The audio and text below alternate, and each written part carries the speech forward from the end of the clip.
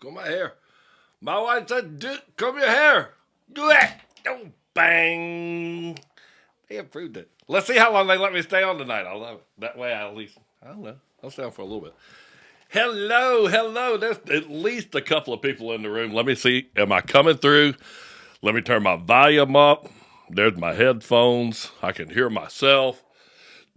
All I got to do is know if y'all can hear me, then I'm good to go. If y'all can hear me, one hello, and we're back in. That's all I need. One hello. Yeah, I can hear you. I hear you just fine. I hear you fine too. Hey, how are y'all doing? This one, dude, this is chapter 41. I just loaded it up. I tell you one thing, with the Bible building. And we're so close to Halloween, and it's just nothing to do good with that whole holiday. And that's when Jeroboam built those golden calves in the 8th month. And it was on the 15th day, I believe, of the 8th month when he built the golden calves. These are like the sons of Solomon. And the man of God came in and told them that they were going to, all of that was getting ready to be thrown over, and they doubted him, and the king, his hand withered and all that stuff. That all happened on Halloween. Or they were going to make a new holiday, and it was at the 15th day, or it was going to be at the end of the 8th month. And it ended up being what coincides with what Halloween is now. And 8 is October, which is, we're dumb. We're like going, hey, that's the 10th month. No, Oct means 8. And in the Latin, in the old calendar, that's what it would have been. It would have been the 8th month would be October.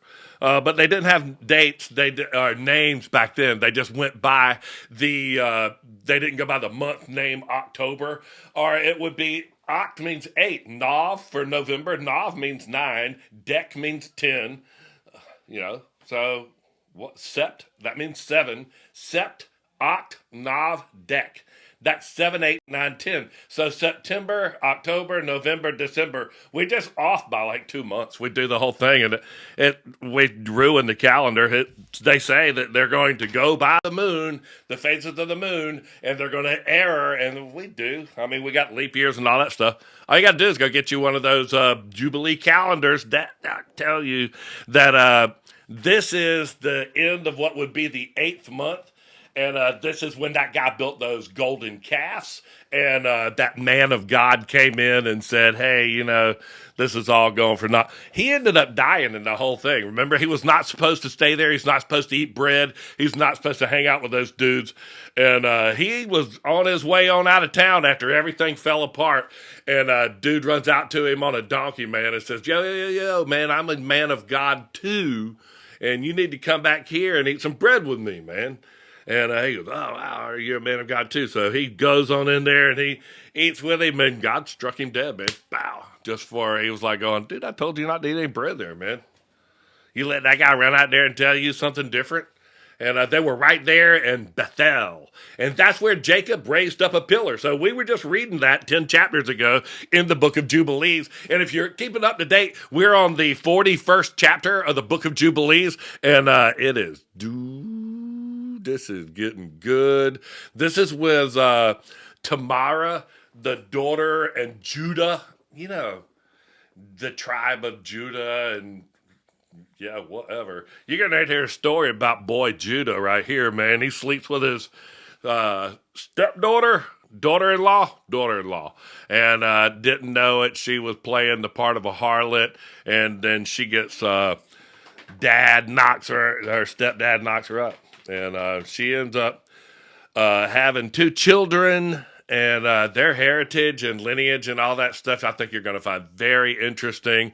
And as it goes through and tells this story about when he went to go shear his sheep, when his daughter-in-law dressed up as a harlot and talked to him.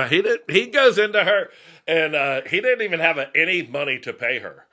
And she's like going, yo, Rose, where's my hire? And he's like, I ain't got no money. And she's like, you better give me a ring or something, man. So she takes his ring and his staff and all. We're going to read all about that. And as soon as he found out that she was pregnant and that she didn't have a husband, man, he said, burn her, burn her, burn her, burn her, burn her. And then when he found out that it was his kid, he was like going, oh man, she's cool. She's all right. Don't do any of that. Forget what I just said. And don't burn me. I know what the rules say. Don't burn me though. Don't burn me, please. You know what?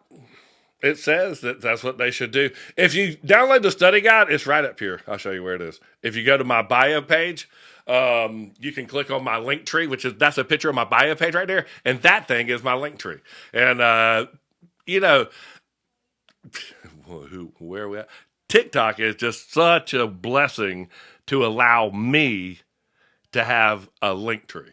And it allows me to, they put that on my page and allow me to put that on my bio page.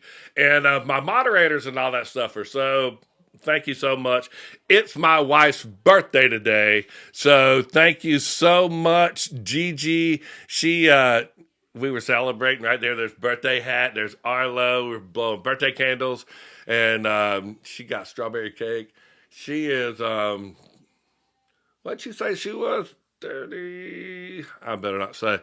But no, Gigi, it's happy birthday. And she's going to come in here in a minute. We got all the kids are over here. And she's so much more just the light of my life. So thank you so much. She's been sitting there watching me build Bibles all week. And we literally got an order for, oh my gosh, it was so huge. And we thank you, Jesus. Thank you, Jesus. Thank you, Jesus. Thank you, Jesus. But, bro, we went into boom, boom, boom, boom, boom, just printing Bibles, making Bibles 165 miles an hour, man. We're binding. These are all striped and ready to go, about to go into gilding where you put the gold ink on it. We've been going me and AJ go like a top, man. These are all just, like I said, just sitting there watching the glue dry. And so many people, thank you so much. It's actually going to be what I do now. And thank you so much for every one of the people that have helped me. And it's just amazing. Just in case anybody is curious, this is my Bible. I made this. This is an Apocrypha. This is just like the Apocrypha. But if you made Bibles and you had the big 1600 Apocrypha Bible, and you also had the book of Enoch and the book of Jubilees, and you bound books, and you had all the parts and all that stuff, would you put Enoch and Jubilees back into the Bible? I just want to know, would you put Enoch and Jubilees back in like the Bible? I just want to know, would you put Enoch and Jubilees back in like the Bible? But the reason that I think that they didn't put that together, nobody would carry that around. It weighs 15 pounds, man. It is about 6 inches thick, and it's 15 pounds of parchment paper. And I don't know, it's a little much, and I don't think anybody would even carry that around. There, back, so much. Scroll up. And back it'll clear. I know. No, it wasn't. It was like locked out, man. My phone. I tell you what, they do weird things to me. They do.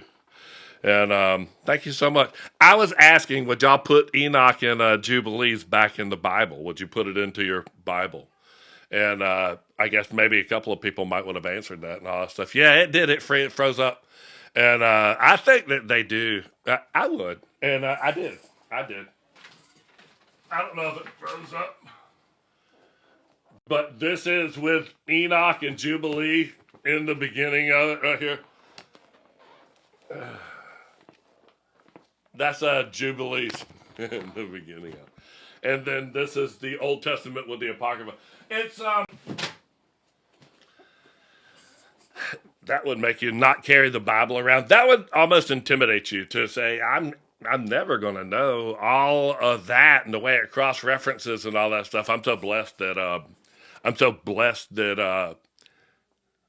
have the Bible that I have, and it's a nice, quick little Bible, and it's a sweetheart. It tells you everything that you need to know. All these going down the Dead Sea Scrolls and doing the Dead Sea Scrolls and stuff like that, they add a lot of seasoning to this punch. And they do. They just add a lot of color to the story. And you know, when you start getting the Apocrypha and all the versions of the story and Enoch and Jubilees, it's just too much to manage. And even if that's a book. I mean, imagine if it would have been all those scrolls, you would be just jumbling those things around. Hey, Mr. Morris, how are you doing? And Book of Jubilees, chapter 41, there it is right there. She's got a good point. I'm going to point out some pictures right now. And if you go to my bio page, ting dong, and it's clicking this one right there, and then I just literally can point at the pictures a lot, but I that link tree, that when you click on the link tree, there's a lot of things there. There are lots of that. These. I get in trouble every time I say something about that. I sure do, but that's the study guide right there for chapter 41, Book of Jubilees, chapter 41.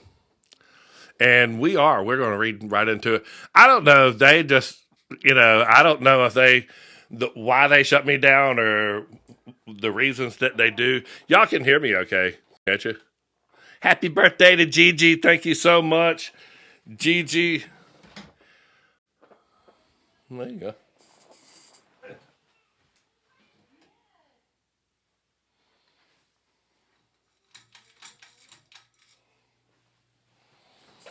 This chapter about, there you go, Mr. Morse. Hey, thanks for helping out. I know you've been working 100 miles an hour and hard to keep you. And I think you said your phone doesn't even work good while you're in the shop, so you have to go over and said you put it over there and listen on the speaker.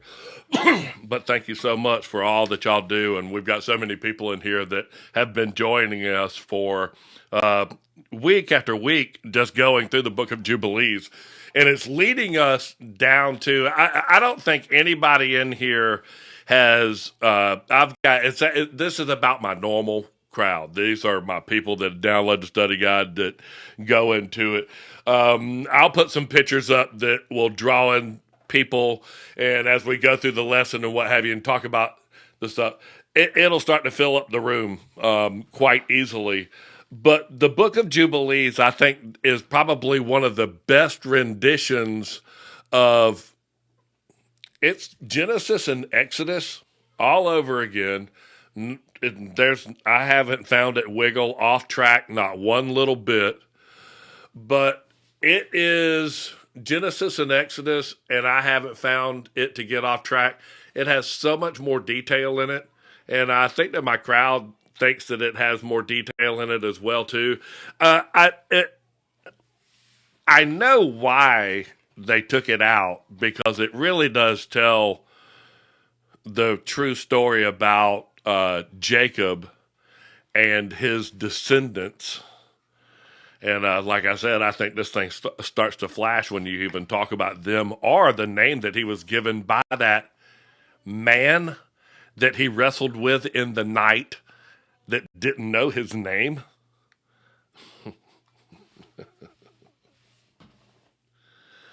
And dude's like, I met God. Really?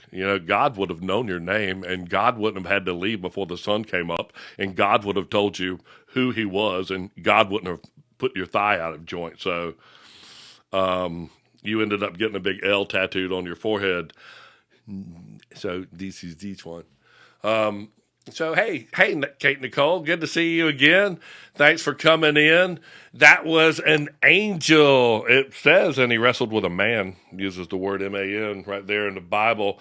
And that angel, I think, It says those that roll over in the fire can appear as men when they want to, but there is without a doubt the ability for them to appear as a man. And I believe whenever they made the announcements, like Gabriel, or however you want to say his name, I believe when he made the announcement, he was as a man. And, but those people were very fearful. So I guess it's sort of a general appearance topic. But, because he didn't just think he was wrestling with a man, he was, wrestling with a divine being, but that divine being was a being of darkness and had to get away before the sun came up. And, you're a divine being of the darkness, and you didn't even know his name. You had to ask his name. What's your name? And he's like, I'm Jacob. And he goes, your name will not be any Jacob anymore. And he's like, oh, well, I mean, what's your name? And he's like, I ain't gonna tell you my name. I gotta get out of here. So you just know you're not even messing with the guys with a big check mark on their shirt right there. Whenever they go, I gotta get out of here before the sun comes up. Really? I have to get out of here before the sun comes up. I talked to my little, backdrop. I talk to my foam enclosures. It just helps me get off topic because I feel like, they should be asking me these questions that I answer. Tap, tap, tap, tap, tap, tap, tap, tap, tap. So hey, listen, if y'all want to talk about, we're for some wacko reason, the Bible and Jubilees, we're talking about Joseph, the dream interpreter, the dreamer, hey, I had a vision. Hey, Pharaoh, let me tell you your vision, and I'm better than all your magicians and your sorcerers and all that stuff. And he made me king over all this stuff. So we're talking about mega soothsayers. Like Joseph was probably a mega soothsayer. And like all those dudes, because he was like a dream interpreter and all that stuff. So when all those dudes were having visions and dreams, like the book of Gad, the seer, the book of Samuel, the seer. Oh, you know what I thought was so funny? In my old Bible, this one I'm making this one. And when I was making it, I printed this right here. You can find this very interesting. I think you should. All right, it's the fourth book of Kings. And it's actually, instead of saying 1st and 2nd Samuel and 1st and 2nd Kings, it says 1st, 2nd, 3rd, 4th King. That's where those came from. Because they didn't want to have a book named after a seer, Samuel the seer. This is like, we gave the books their names Hamburger, Pizza. What you going to say, hey to Dad? I did, Dad. I did. You got to let me out. It's Mama's birthday, and they're eating birthday cake in there, Dad, and I'm ready to get out of here. I am. Thanks so much, Kate Nicole. Hang on one second. Let me go eat your birthday cake. Go. Yeah. He will too. That was what he wanted to do, was eat birthday cake. I will. I'll turn it down. It got hot back here.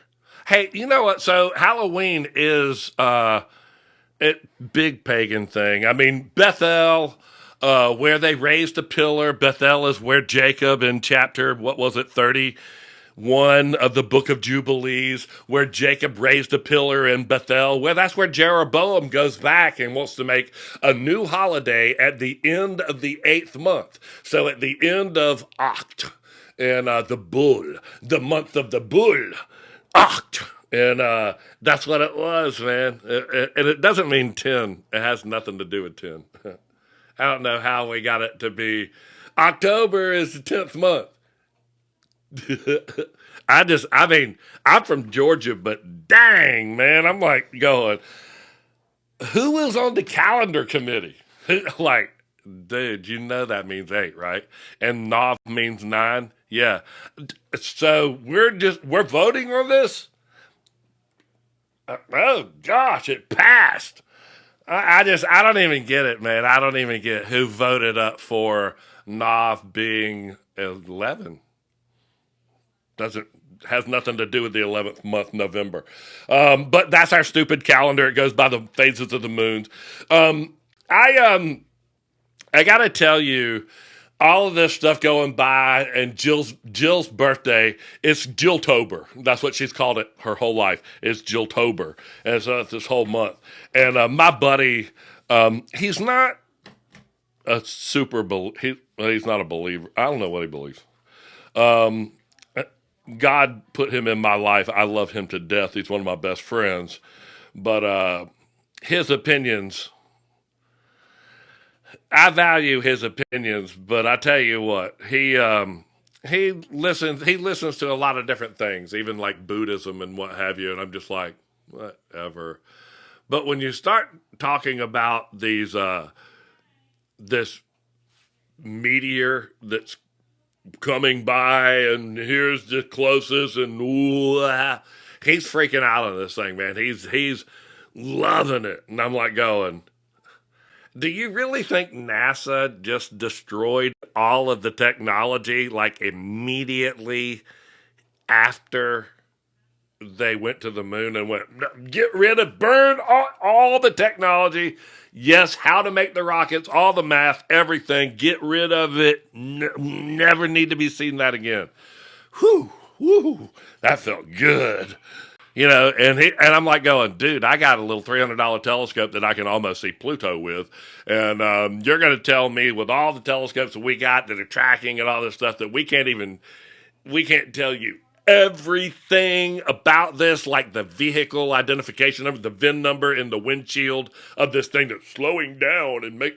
I'm like, you know what? If that's the crap that's in your cup, buddy, watch it. Watch it. Watch out. That is. We're at the end of October, but I tell you one thing. Let me do this.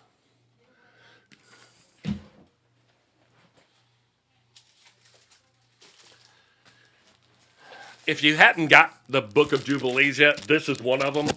And oh, I made these. We mailed out. I think we're mailing out 15 of them tomorrow.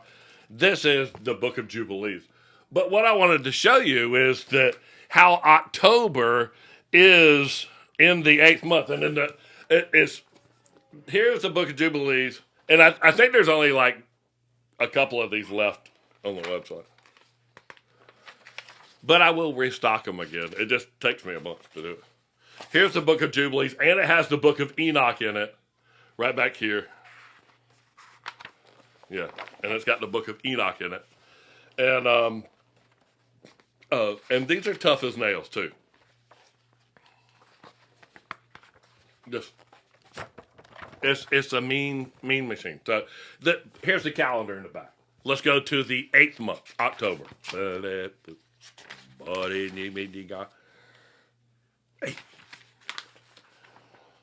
8. I told you to do this 8/10/31 right there, man. That 8th month is Oct, the bull, and right there is when Halloween, we're right in this area right here, and you can read in the Bible where Jeroboam was going to do all this golden calf, Solomon's son, is on the 8th month, on like the 14th or 15th day, is like literally right around now. And that was when they raised the golden calf, and Israel did evil in the eyes of the Lord. And gosh almighty, man, if I heard Israel did evil in the eyes of the Lord, they say, this is one of the most repeated phrases in the Bible. That one right there is one of the most repeated phrases in the Bible. One of the most repeated phrases in the Bible would be struggles with God. That would be, because that's all summed up into one word, and not that I want to turn around and get, but struggles with God. My pleasure. My pleasure. Hey, Superfan, thank you so much for being a Superfan. Nickname, thank you so much. You know what? I'm supposed to tap dance for about 30 minutes before I read this, but I don't really have to. because this one is, dude, ever since Jacob decided to anoint the pillar in Bethel, it is the rest of the book of the Old Testament is nothing more than how those dudes wrecked the car. It's just no way around it. David, he jumps in. He's like, "Oh, let me drive." And he's like going, "No, no, no." He goes, "Dude, I'm going to drive up on top of the mountain of God." It's just literally a bunch of, I don't know, man. You got it. I love it, and I'm printing these. I print the Bibles, and just let me just see some of the things where it stops, man. It stops on these pages, and I'm just like, what? And the sin that you have committed, and took the calf, and I took and I burned it with fire, breaking it into pieces, and then small, and I threw it into the torrent. He crushed it up and threw it into the torrent. He put the gold in the water, and they were drinking it. They were like drinking the gold, which cometh from the mountain. No, no, no, no, no. He ground up. You built a golden calf, and you broke it into pieces until it was small as dust. You are a mad, mad person when you take a golden calf and beat it to dust. And by the way, you're there. You're like on the scene with whatever it is that you're beating this golden calf with for a hot minute, bro. Just tang, tang, tang. And then you put the dust into the water and they all drink it. Here, drink that. And then they all probably got eaten by the desert. I love it, man. There's nothing. So it stopped on that page. And I'm like going, that's in the book of Deuteronomy right there. That's in you. I put you in the desert. Then it stops on this. Oh, man. Here it just stops. And he goes, hey, I made an ark and of shittim wood and all this stuff. Oh, what? Right there. I'm having to read off of this behind there because I didn't shrink none of this stuff down. It's just amazing to know what was in the ark. What was in the ark? The 2 tables that he put in there, and he put the, because I didn't shrink none of this stuff down. It's just amazing to know what was in the ark. What was in the ark? The 2 tables that he put in there, and he put the tables. Do you read it? You read the book? And so many people, I heard that there was, shut up, who heard? I heard that there was, what? He put the 2 tables in the ark. And then they are there until this present. All of those things that when they say they are there until this present, go to the bank, get a loan on it. So just know, like that ark is somewhere, and those tables of stone that he got off of the mountain, the fire on the mountain. He did. And then Aaron died and was buried.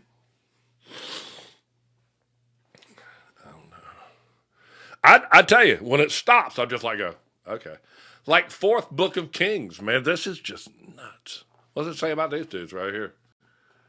Oh, yeah, there you go. Right over here, he was the king over Judah, over Israel for 9. He did evil before the Lord God, man. Here, he was the king over Judah, over Israel for 9. He did evil before the Lord God, man. Literally read it. It's a chapter. So I was like on the boat the other day, and I decided for about 45 minutes that I would read that. And now I know about the book of Kings, and we were never even supposed to have one. And the 1st book of Samuel and the 2nd book of Samuel and all of that in 1st and 2nd Kings, those are all written by a sorcerer, a visionary, a dream interpreter, Samuel the seer. Bro, man, his daddy, his great-great-grandfather is like there's just he's a piece of work. When you look up the lineage of Samuel the seer, it's like, who was his dad? Phares or something. I think that's it. Phares is one of these little mutt puppies that pops out when Ruth in the Shema pocket. And then Judah, he is about to bed his stepdaughter, daughter-in-law, Tamara. And these are that's his boy. That's her two sons from Judah. So then she has like a ram. This other dude, he's ram. Whatever. That's what we're doing. We're getting ready to read all about them right there, man. She was Tamara. That was his stepdaughter, and y'all are going to read right there with us. If you haven't downloaded the study guide yet, I want you to read along with me. If you were fortunate enough to have printed them all out, or either go to my other sources where all of my content is, you can print this out and tear that cover page off of it, and then it's just literally that chapter of the Book of Jubilees. And I didn't write that, but I put the pictures in it and I own it and all that stuff, so you can use it. And that's what, whenever I say, hey, I got a Book of Jubilees, I do. I put them all together, and we're on chapter 41. So let me get to it. 45, 41, right there. And I would have to say that this is going to be Genesis chapter 40-ish.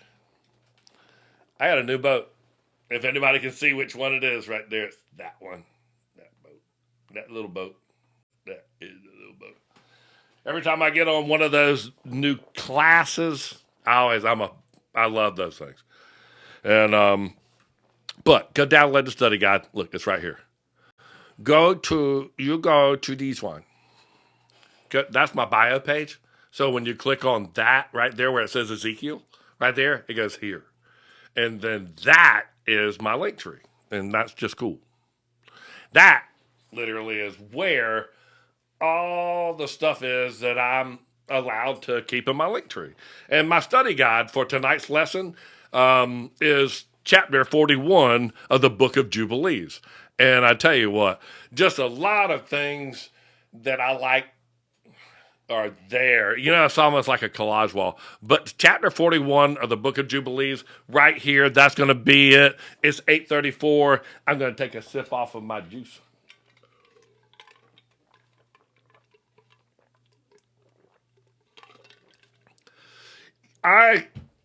If I answer those questions out loud, they go, and you'll watch the whole thing shut down.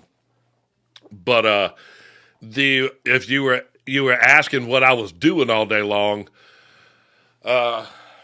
these 5 right here are bound, ribboned, and they're about to be gilded, and then there's the leather covers for them right there. So these 5 go out tomorrow. These will look like these tomorrow, and then 5 more go out Friday.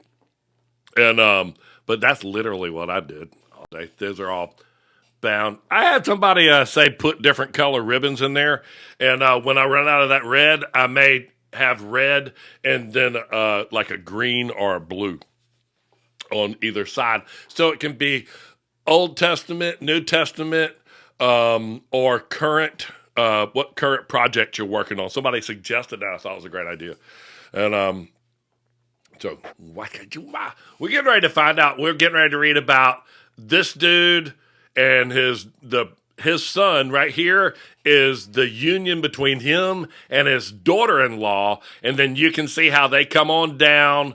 And this is King David right here, and then Ruth the Moabite, which a Moabite shall never enter the temple, she gets involved with Boaz, and they hook up and make Obed, which is Jesse's father, David's father. But there's Pharaz, the stepdaughter, Tamara. I could be saying that wrong. Says you shouldn't sleep with your stepdaughter, and there's a reason for it right there, mister. Here, go get the cover page. Take it. Take it off. Now, that's going to be where we are. And I always put the pictures so that I can stick my head there and block as least as possible. But again, go print this out. It's only like 3 or 4 pages. But I'm going to read to you some of the other things that it compares with. And literally, you've heard this story in the Bible, just point blank. This is my version that I've written on and underlined. So I find when I do that, I also found out too, this dude Shelah, that's what David says, like halfway through every one of his Psalms. And there's something there, man. There is something there. Widowed to Selah be my son grown up. And these dudes, they died, and it says that the Lord slayed them and all. I'm just like, y'all are a bunch of whack dudes, man. All right, y'all ready for me to read this? My wife is not pinning anything. She's probably in there. And as soon as she comes in here, we're going to do happy birthday. But if there's no question, I'm getting ready to start reading that right there. Jubilees chapter 41. The sons of Jacob took wives. And in the 45th Jubilee, in the second week, and in the second year, Judah took for his firstborn, a wife from the daughters of Aram, named Tamar. But he hated and did not lie with her, because his mother was the daughters of Canaan. And he wished to take him a wife from the kinfolk of his mother. But Judah his father would not permit him. Sorry, that's my grandkids. And they give me everything that they get. And this the firstborn of Judah, was wicked, and Yahweh slew him. And Judah said to Onan, his brother, go in unto your brother's wife, and perform the duty of the husband's brother to her, and raise up seed unto your brother. And Onan knew that the seed would not be his, but his brother's only. And he went into the house of his brother's wife, and spilt the seed on the ground. And he was wicked in the eyes of Yahweh, and he slew him. So, and spilt the seed on the ground. And he was wicked in the eyes of Yahweh, and he slew him. So he went to go sleep with his brother's wife, and at the magic moment, he spilt the seed on the ground, and brother's wife, and at the magic moment, he spilt the seed on the ground, and for that, Yahweh slew him. So that Yahweh word is, I don't know, man. We'll have to go there one day. And Judah said to Tamar, his daughter-in-law, remain in your father's house as a widow till Shelah, my son, be grown up, and I shall give you to him to wife. And he grew up, but Bethuel, the wife of Judah, did not permit her son Shelah to marry. And Bethuel, the wife of Judah, died in the 5th year of this week, and in the 6th year Judah went up to shear his sheep at Timnah. And they told Tamar, behold, your father-in-law goes up to Timnah to shear his sheep. And she put off her widow's clothes, and put on a veil, and adorned herself, and sat in the gate adjoining the way to Timnah. And Judah was going along, he found her, and thought her to be an harlot. And he said to her, let me come in to you. And she said to him, come in. And he went in. So Judah goes into a harlot, and that's page 2. I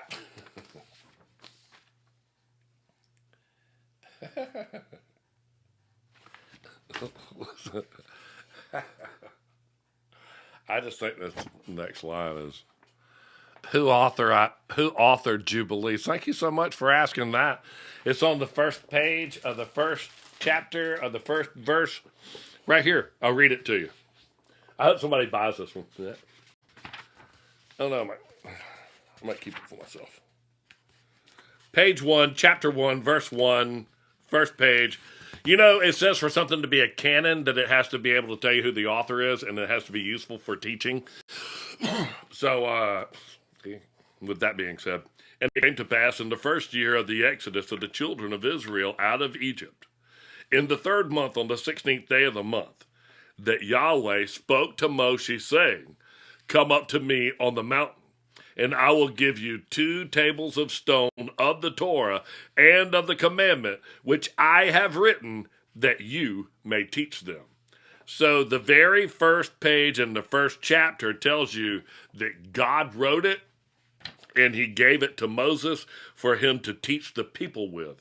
And he gave him the stone Torah and the commandment. And that's in the very first verse right there. First chapter 1 right there.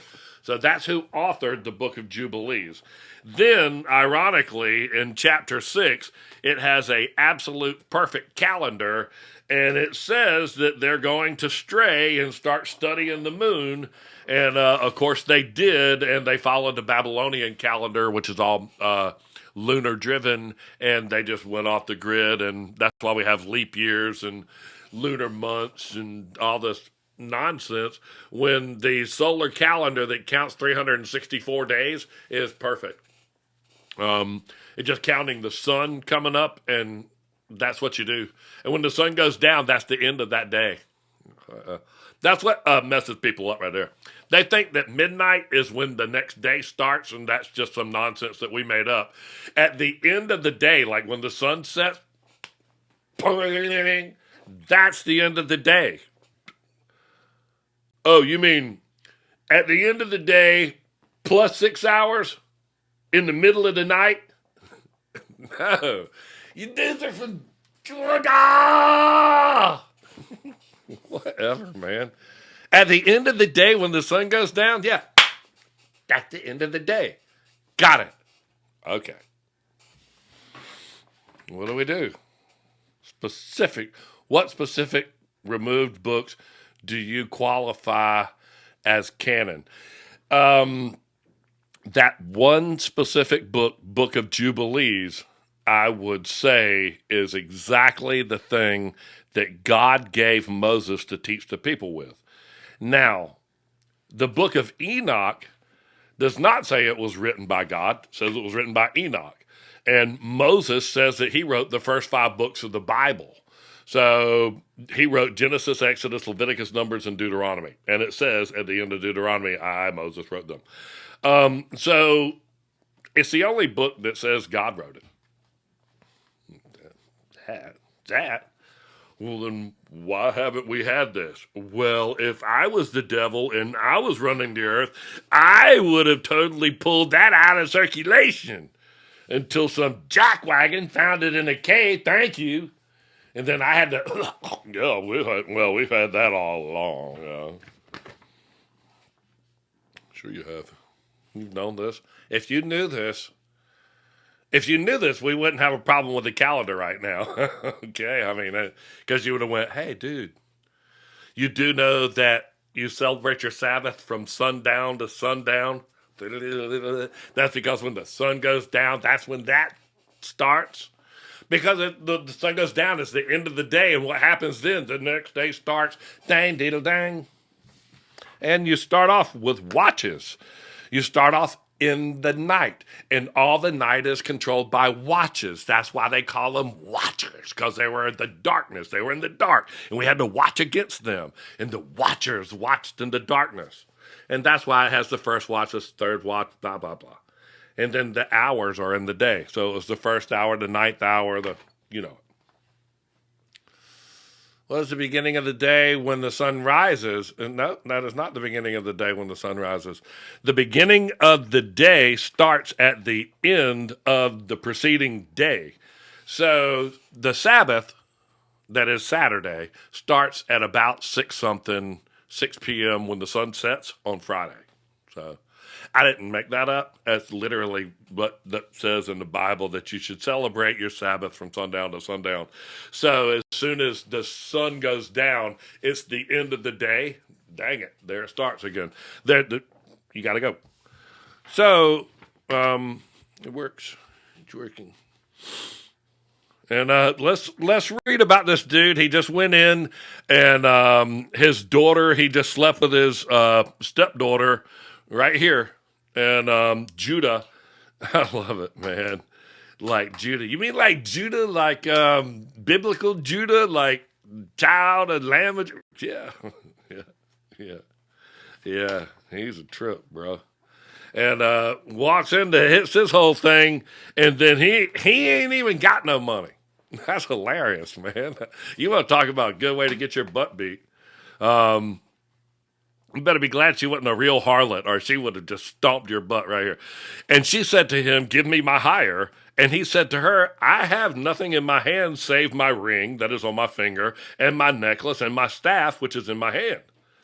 And she said to him, give them to me until you send me my hire. And he said to her, I will send unto you a kid of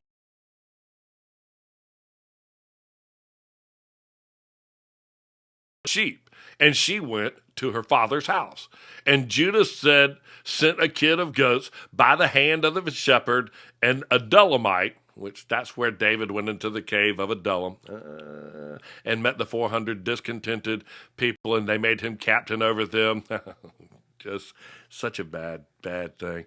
And he found her not, and he asked the people of the place, saying, where is the harlot who was here? And they said to him, there is no harlot here with us.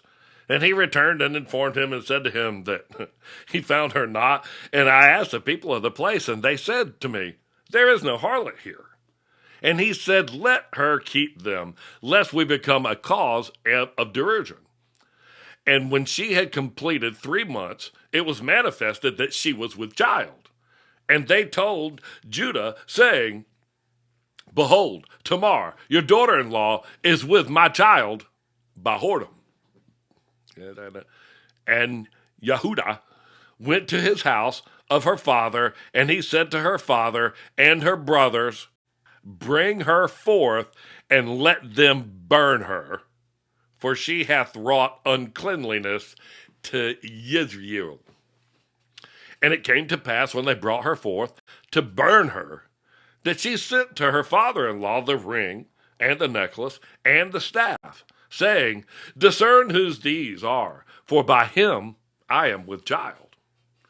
And Yehudah choked on himself, acknowledged and said, Tamar is more righteous than I am, and therefore let them burn her not. Right there.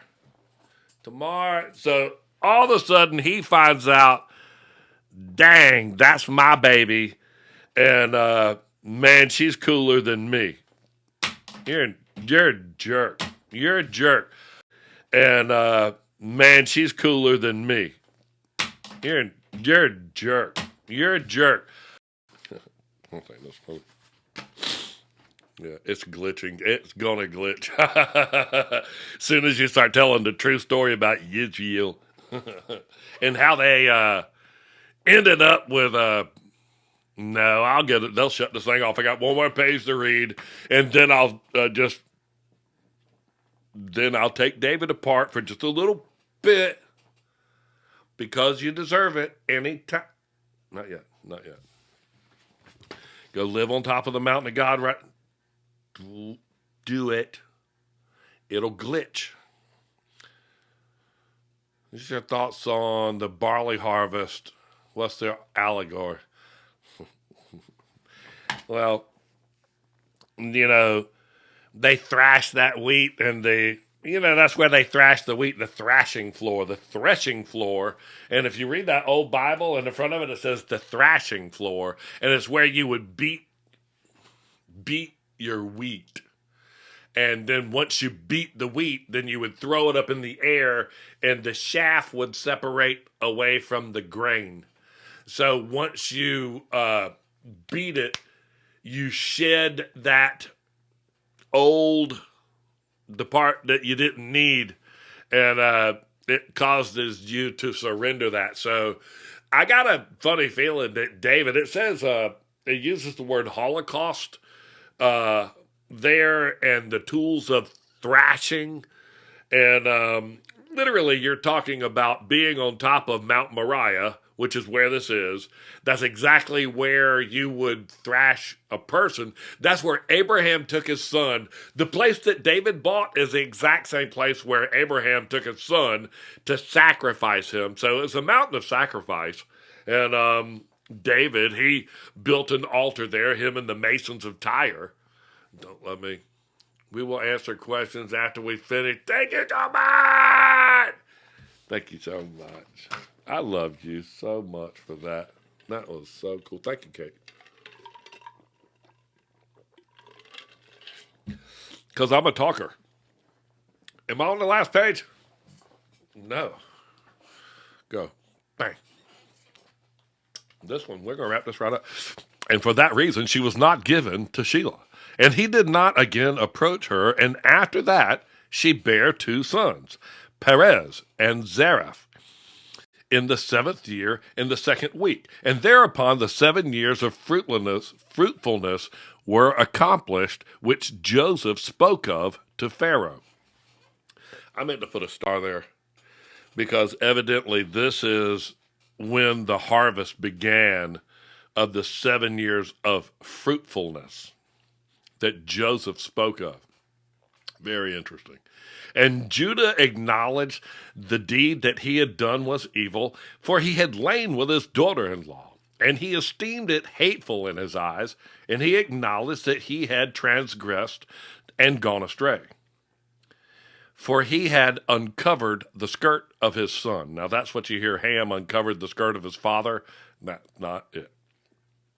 That is, he slept with a wife or a concubine of a father or brother or son. And that's what that means, to uncover their skirt. And he began to lament and supplicate before Yahweh because of his transgression. Dude, listen to this right here. And we told him in a dream. Bam. And we told him in a dream that it was forgiven him because he supplicated earnestly and lamented and did not again commit it. And he received forgiveness because he turned from his sin and from his ignorance, for he transgressed greatly before Yahweh, our Almighty. And every one that acts thus, everyone who lies with his mother-in-law, let them burn him with fire. And he may burn therein, for there is uncleanliness and pollution upon them. With fire let them burn them. And do you command the children of Israel that there be no uncleanliness among them? For everyone who lies with his daughter-in-law or with his mother-in-law has wrought uncleanliness. With fire let them burn the man who has lain with her, and likewise the woman. And he will turn away wrath and punishment from Israel. And unto Judah we said, that is such a trip the way this is reading right there. Unto Judah we, who? The angels. Unto Judah we said that his 2 sons, this is, man, Moses had to be one of these dudes that was just like in these visions when the 3 angels visited and the 3 came and told Abraham he was going to have a son. I guarantee you one of them was probably like Moses, man. I mean, when you hear this. And unto Judah we said that his 2 sons had not lain with her. For this reason his seed was established for a 2nd generation, and would not be rooted out. For in singleness of an eye he had gone and sought for punishment, namely according to the judgment of Abraham, which he had commanded his sons. Judah had sought to burn her with fire. So he's going to follow the Abraham laws and say, hey, let's, burn her with fire, man. You know the deal. And then all of a sudden they're like going, that's your kid. Crap. Yeah, you're supposed to burn both of them. I know. Hush. Hush. All right, hang on. Let me rethink this. Nobody's going to burn today. She is holier than me. Oh, no, she's not. So, singleness of an eye. What do you think? Let's read that again. For in singleness of eye he had gone and sought for punishment, namely, according to the judgment of Abraham. For in singleness of eye, that's why I love you. That's exactly why I love you. For in singleness of eye. See, I always take what y'all tell me, and then I write that down. Because if I don't have an answer for it, I don't just go, I think that I don't think nothing, man. I want to find out because this whole thing, the more I read and the more I read, gosh, man, did David see a vision? He wrote the 22nd Psalm 1,000 years before it rained, before Jesus Christ. And it was thought that the son of David would be the reigning king. So for 1,000 years, or for a millennium, the kingdom of David reigned in Jerusalem. And I'm not saying that's not the millennial reign, but dude, who lives on top of the mountain of God, man? Who literally takes the advice of a witch doctor, a warlock, a seer, a sorcerer, Samuel, or Gad, and says, go up there and live on the mountain of God. Go do that. Go live, David, go live on the mountain of God. David was a man after God's own heart. Jesus was a man after God's own heart. And the devil tempted Jesus, and he didn't take it. And he said, thou shalt not tempt the Lord thy God. I'm God. Don't tempt me. Thou shalt not tempt the Lord thy God. Hold on, I got to move my little piece of puzzle over. I've been on for 1 hour. I did. I passed the test. So, it makes me think that David may have gotten tempted. The devil was walking around. David was a Moabite, man. He's the great-great-grandson of Ruth, the Moabite. And his lineage is crooked. And a Moabite should never enter the temple ever in the book of Leviticus. And David dog-faced the Moabite, man. So I just got to wonder, did David get an offer? Did he accept an offer? Did he see a vision? If you read the 22nd Psalm, he was there at the crucifixion. My God, why hast thou forsaken me? For the bulls encircle me. The bulls are the 10th Roman Legion. That's the bull, is the 10th Roman Legion. X, Lego, X. You see X all over there. 10, the 10th Roman Legion. There are 10 candles inside of the temple. There were 10 people that came back out of the 12 spies and went, we can't do this at all.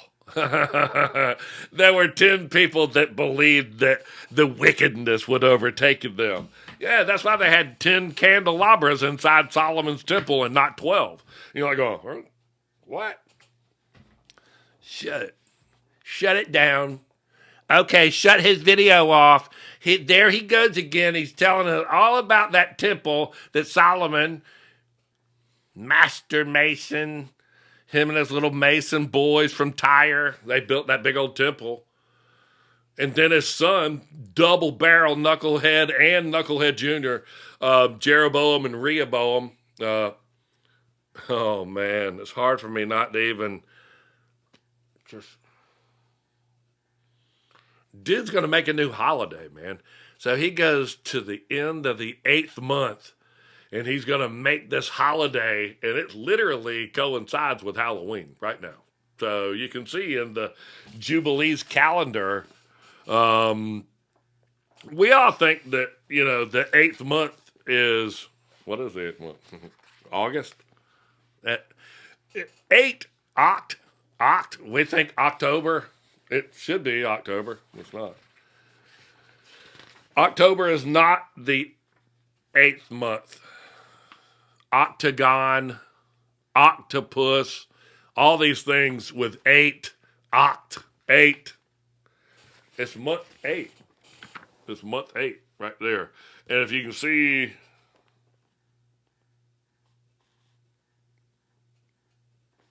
right there, that Friday the 13th, shut up, you can't make this stuff up.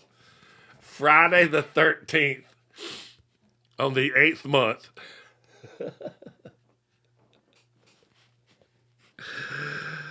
This Friday is Friday the 13th of the 8th month, which will be Halloween.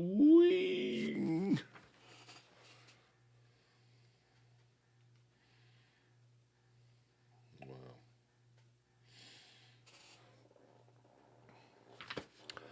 That's what you do. Just go get you. Did David have a LGBT relationship with Jonathan?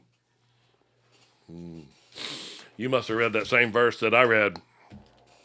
So, David, man, dude, I think he woke up dead one day. He got no heat, and that whole part where he woke up and he was cold, and then they put the virgin in there to minister to him and all that stuff. I'm like going, when were you writing the songs with your harp? Dude, it so clearly says in the book of Genesis that Tubal-Cain and Jubal-Cain, his brother, the sons of Cain, whip crack. The guy that killed his brother, Adam's child, is the father of all those that play the harp. Shut it up, man. I swear to you, in the book of it's in the book of Genesis, man, that Tubal-Cain and Jubal-Cain are the father of all those. Jubal-Cain is the father of all those that play the harp. So, David, go get your harp that Cain's Jubal is the father of, and get your butt up on top of Mount Zion and play diddle diddle and write a book in the Bible of, and get your butt up on top of Mount Zion and play diddle diddle and write a book in the Bible. Either my comments are froze. Yeah.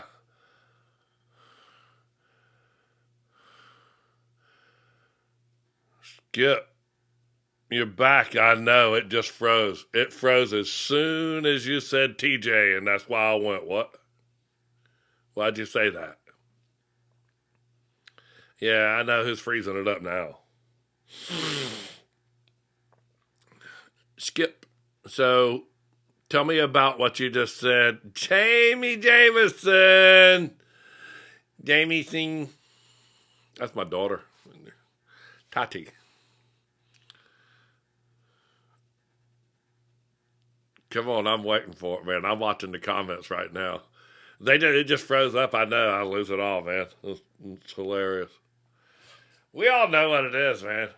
Did you answer David and Jonathan question? I read the same verse you read and said he loved him more like a woman, and I read that same verse. I read enough about David that I wouldn't doubt it. But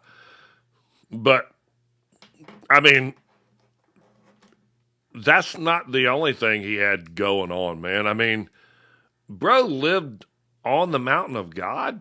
He had his whole condo built on the vista up there by the Masons of Tyre. It says the king of Tyre, hear that he was in the garden of God. Oh, okay, hot dog. And that he was the most cherished angel, and that he walked in the garden of God. And this is Hiram, the king of Tyre, says that, and that he built David a house. I honestly don't know. But I am by that book. It popped up in my head when you said.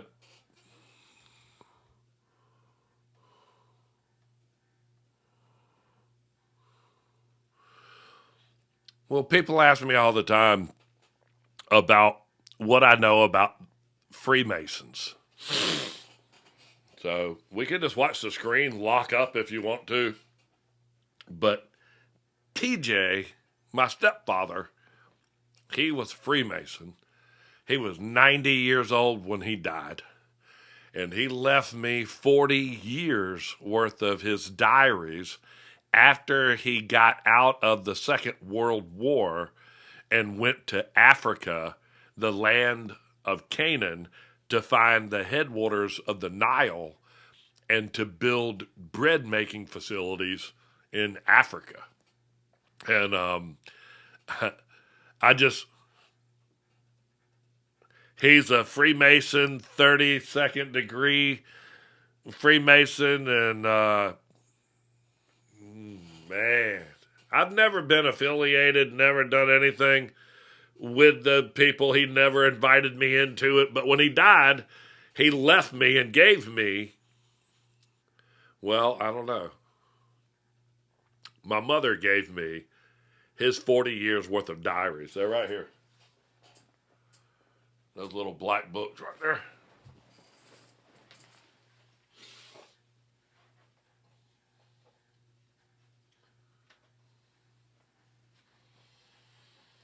Diaries of a Freemason. I'm not sure. Some of these went like with him into some pretty rough places, but you can. It's all to do with building bread, lodge meetings, and things like that. Hey, happy birthday! Is it the big give tonight? Nope, it's not a big give tonight. Okay. It will be next, but I still got my big give to do from the last show. I still got to call those people. We've been building Bibles and going tripping so much. So, you didn't want to be a birthday present? You didn't want to be on for birthday? I've been watching. I've been getting kicked out constantly. Why do you get kicked out? I don't know. You're free. You were. I don't know what was happening. I couldn't get back in. I bet it is kicking people out. How did the Knights Templar fit into all of this stuff? Yeah. Yeah, I was just checking. You sure? Go put your birthday hat on. She's going for the birthday. There you go, Skip. Thank you so much. The Knights Templar, I believe right in the beginning of chivalry, which was 1030-ish AD, the Knights Templar start coming in, and they go to Jerusalem. They are known to have dug the stairs that went into the Holy of Holies. So they went into Mount Zion, under the temple, Mount Moriah, under what is now the Dome of the Rock, and they dug the staircase that goes under the foundation stone. Come on here. Watch out for the ceiling fan. For 2 seconds. 2 seconds. Happy birthday. Look how gorgeous you are. Do you got a filter on there? I don't look no, like that. You look so amazing. Studio light. No, I don't. That is all you. Happy birthday. How old are you? 36. 36 years old. Hot diggity dog. Hot diggity dog. Why bread? Oh, man. He did nothing but build bread baking facilities, and Joseph and all of his bread making stuff in Egypt. He traded all those people their souls for bread. And man, he was so far up the tree in his little weird culture club. And that whole bread thing, man, I'm just sitting there going, bro, man, you're in Egypt where they traded their souls for bread, and you're studying how yeast rises and how to make leaven and all of this stuff from the most ancient people in Egypt. You studied how to make bread after the Second World War in Egypt, where Joseph and the bakeries of Egypt baked bread and they traded the Hebrew people their souls and their property and all of their belongings for bread? Yeah. Man, you're Dr. Demento, dude. I was there with him when he passed away, so I can tell you he didn't look like he skipped right across. He wasn't skipping and tipping when he passed away. Like it hurt. Great content. Thank you so much. I certainly appreciate it. It has in one of those things,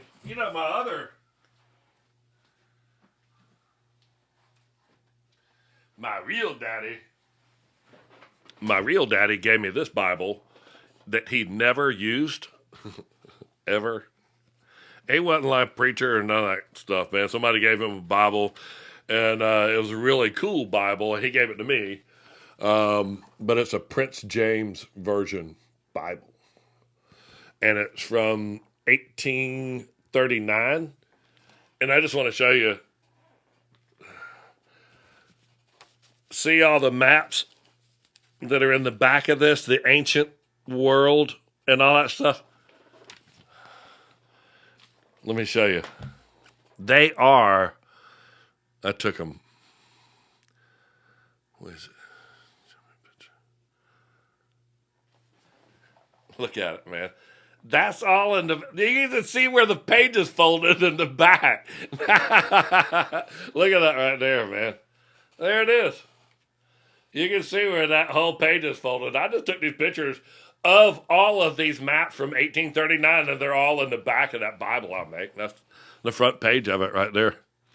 Then we banged them, put it together. You can see that one right there is where I tied it. You can see where I cut that groove.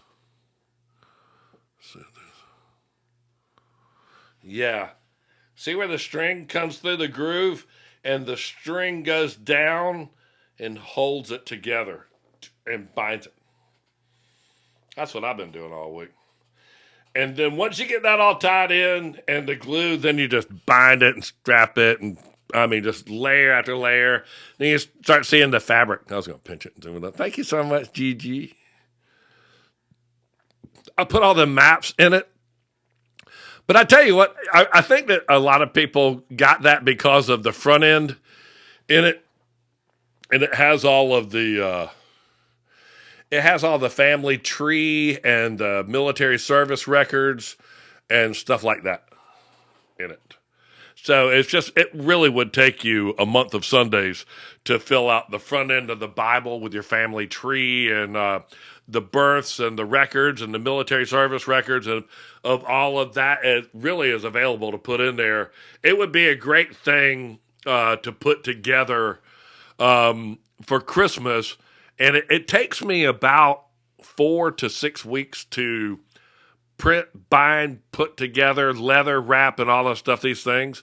So, in time for Christmas, if you wanted to give somebody something, these are more like an heirloom Bible. They're almost 12 pounds of, it's nothing but parchment paper, and they're all hand tied together and hand bound. There's no, what's that number you put in a book whenever so that a machine can print it? An ISBN number?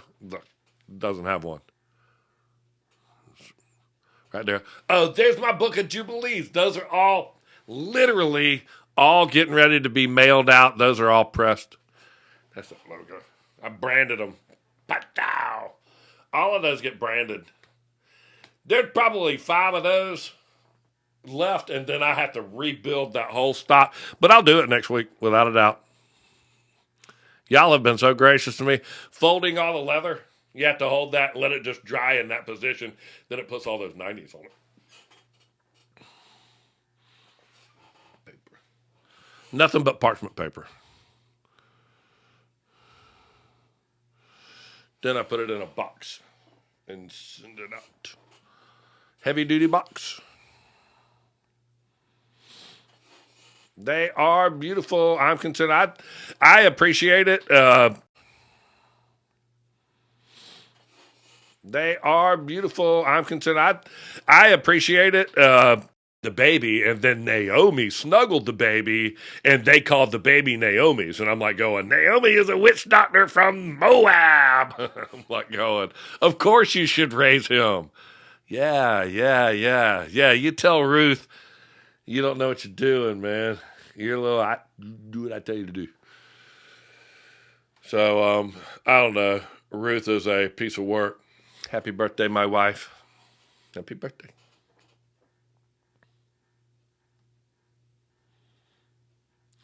Book of Deuteronomy right there, man. He's exceedingly angry against Aaron also. He would have destroyed him. And I prayed in like manner for him. And your sin that you committed, that is the calf, I took and burned it with fire and breaking it into pieces until it was so small as dust, I threw it into the torrent, which is the water, which cometh down from the mountain. Okay. So the spring of the water, he threw all the golden calf that he brake into dust into the water. And the burning also in the place of temptation and at the graves of lust, you have provoked the Lord. Mm-hmm. You know what? The Bible, people go, oh, you read the Dead Sea Scrolls. Bro, I'll tell you what'll hurt your feelings. I'll read the Bible to you, and it'll just break your heart. Especially when you start reading all the parts that are, he's talking about breaking that golden calf into dust, and that was what they did when they sinned at the mountain. Well, Solomon's sons, Jeroboam and or Rehoboam, one of those knuckleheads, they decided they're going to make a new holiday for themselves at the end of the 8th month, at the end of Oct, the 8th month, the bull. And I don't know, man. Jimmy Bowen, he make his own little holiday. It ended up being and coinciding with what we recognize as Halloween. So I would say the pagans that were in Bethel, which is where Jacob raised the pillar when he saw the stairway to heaven, I would say that's where the pagans probably started, really palling around and, hey, man, we're going to be hanging around this big stack of stones over here that Jacob stood up and anointed. He raised an image. And they say, thou shalt not raise an image. That's an image. Jacob raised a stack of stones. And when you build things out of stones, you're daggum stonemason. Daggum stonemason. You are a stonemason. And when you put the bricks of Babylon and the Tower of Babel together, and you're sticking the bricking together, they call you the mason. Now, I tell you what, if you just think that that's what you want to do, you be you boo. All right? I don't care. Thou shalt call no man master. Don't call your brother master. Why? I don't know. The Bible says not to. But who's been paying attention to that? Huh? Ain't nobody read that. I know. I build the Bible. I build it. It stops. I read that page. It stopped on page 222. I was like, oh, I'm totally reading that. Watch this. Stopped on page 222. Is that it? Yeah, 222. I said, I'm going to read verse 22. Because that's how stupid I am. So, dang. And I burned this, and I took it, I burned that calf, and I was like going, there's the Halloween. There's that whole Halloween thing where he's burned the calf. Right there, man. And he burned and ground up the calf into dust. That's Halloween. That's where Jeroboam, Solomon's son, was going to make a new holiday at the end of the 10th month. If you do have the book of Jubilees from me, look right here. And you'll see it's got Jubilees is the big part of it. And then this last piece is Enoch. And then the last thing is the calendar. And it's the perfect calendar that's in chapter 6. And it works perfect. There's no leap year. No. But if you go to Friday the 13th in the 8th month of this calendar right here, that will be what we're going to call Halloween. So you'll see how these things sort of line up And even what they were pointing out the other day, remember Rosh Hashanah and all that stuff was sticking out like a thumb, and I was like, "Going, that's the first day of the 7th month, man." That's when the mountain they like going boom. There's a mountain, and the water started to recede, and the reason the water started to recede is because the abyss was opened. And I was like going, "Oh man, you mean somebody pulled the drain out of the plug?" Yeah. So where does all the crap going? So all the dead things went into the abyss. Yeah. Shut it up. So on the first day of he went into the ark on the first day of the 4th month, the abyss was closed. The abyss was closed. So hell was closed. And then the water started to fall, and all the giants and all those things started to die. And then they pulled the plug, and the abyss was opened, and all of those dead things went into the abyss. It says that in the Bible, Genesis chapter 7, I think. Would love to have access to all the extras, but I had to save up. Me too. Believe me, I did the same thing. That's why I built that. I went to go buy this Bible. I paid either $1,000 or $1,500 for this Bible, and it says that it's got all these hinges and stuff in it, and literally, man, you can see the all-seeing eye right there on the front of it, man, and then you can see. Hang on.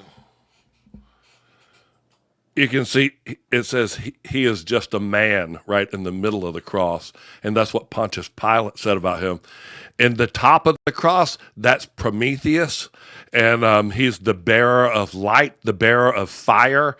And if you look in where they do the ice skating rink in New York, that's that golden dude in the fountain over there. And he's got that ring around him. So you'll know that.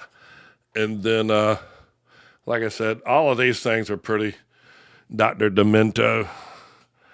Look at this chick. I guess that's Mary. You can see her standing in her feet. She had her feet on the earth, on that moon.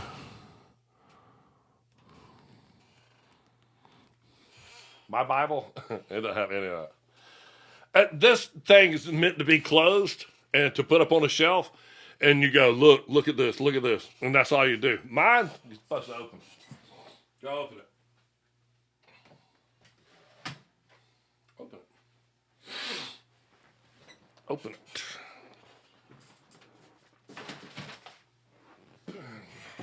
Open. I'll show you.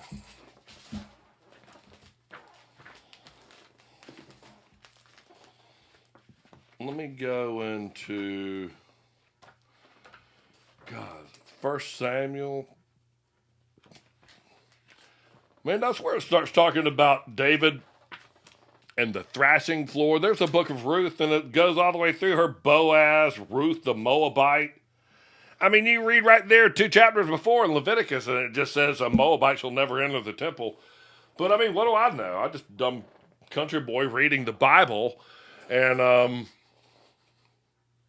you should have known better, David, than to go into the temple.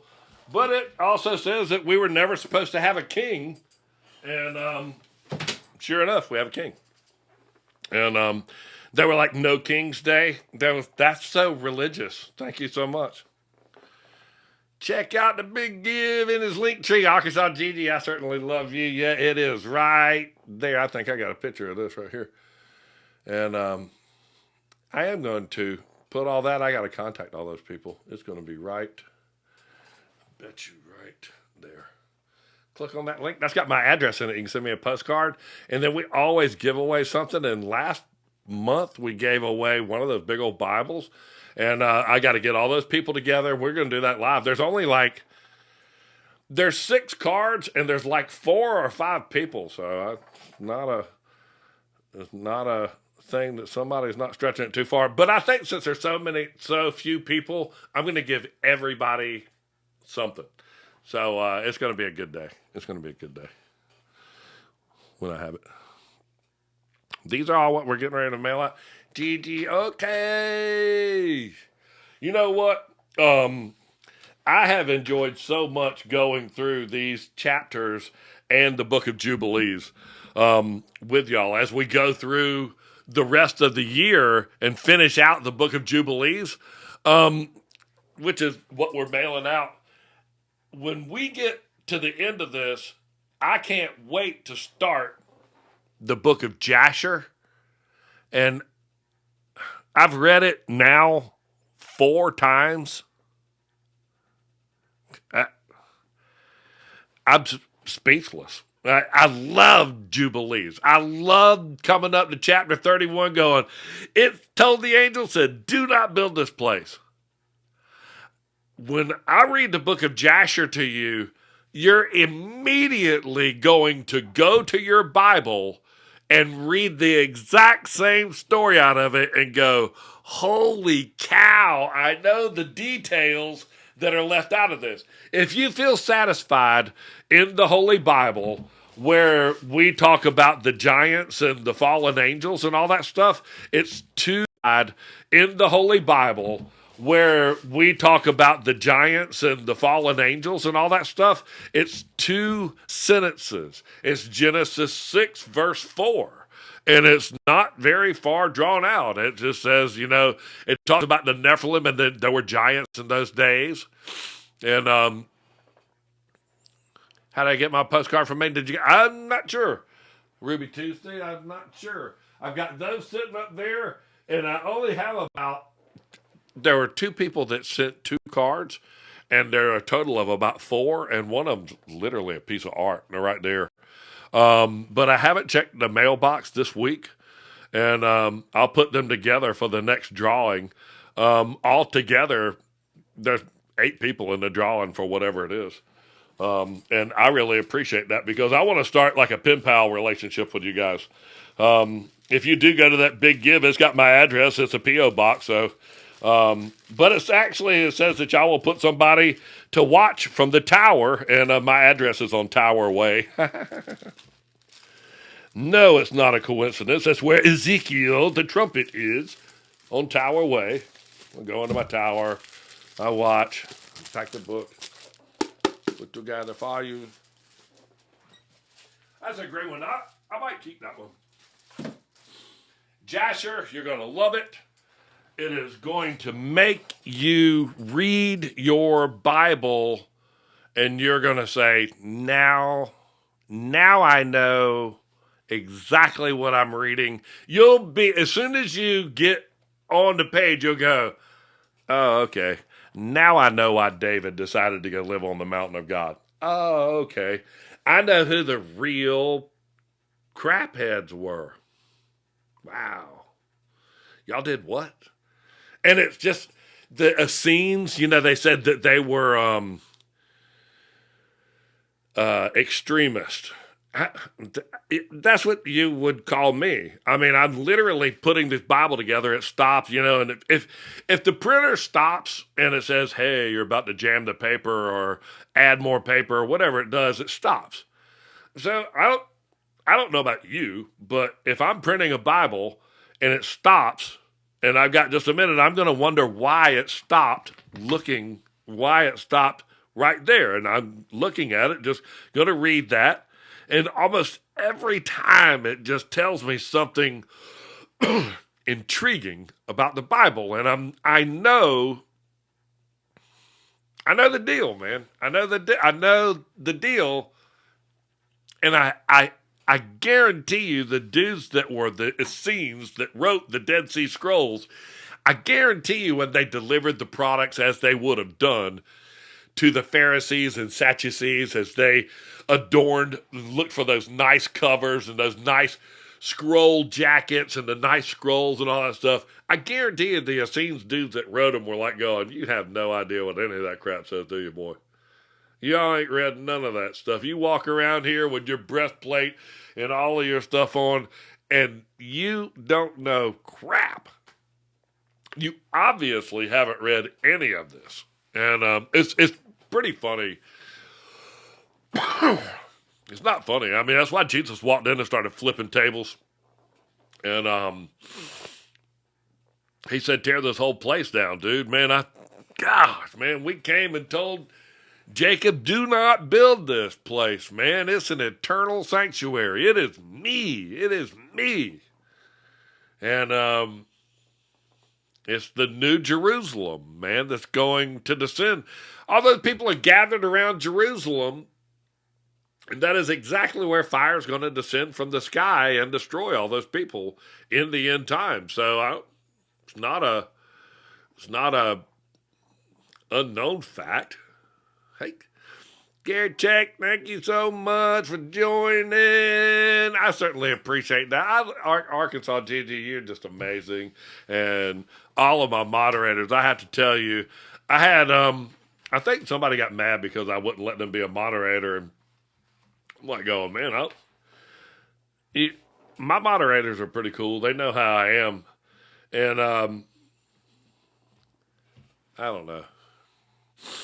You can't be flying off the handle, man, with people. Engulf the beloved city. Y'all all been reading it. Thank you so much. I just know that you've been reading through it. Now you know beloved means David. David means beloved. They will gather around the beloved city, the city of David.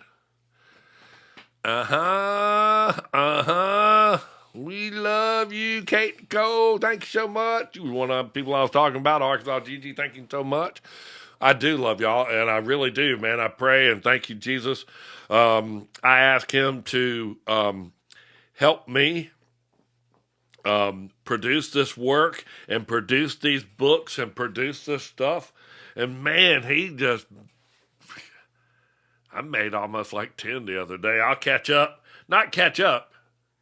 I'll beat my projections. I will. And that big Bible, I'm going to beat that by a couple of weeks, I guarantee you. So if y'all do get one of those things, I can have it handmade for you before Christmas. But it's a piece of work. Well, I mean to tell you, I got to get a stack of paper that big, and it's just something that I think if they do ever shut the phones off, we're in trouble. I can tell you that.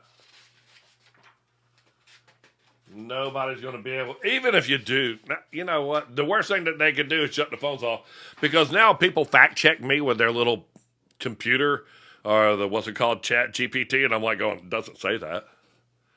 I'm going, yeah, man, you can. I'm like going, no, actually, you can just go read that for yourself. That's not what it's saying. You've got one verse and you have no idea what the context is. No more EBT. Bang. I tell you what, bro. I think it's getting ready to get real. God, one of the people, they said that they got $4,600 a month on their EBT card for food. $4,600 a month on an EBT card for food. Said she had like 5 kids. Gosh, that's $4,000. That's $1,000 a week. $52,000 a year. At $60,000 a year after taxes. They pay you $60,000 a year just to eat. I know. That's why you don't know what to believe. I don't know what to believe.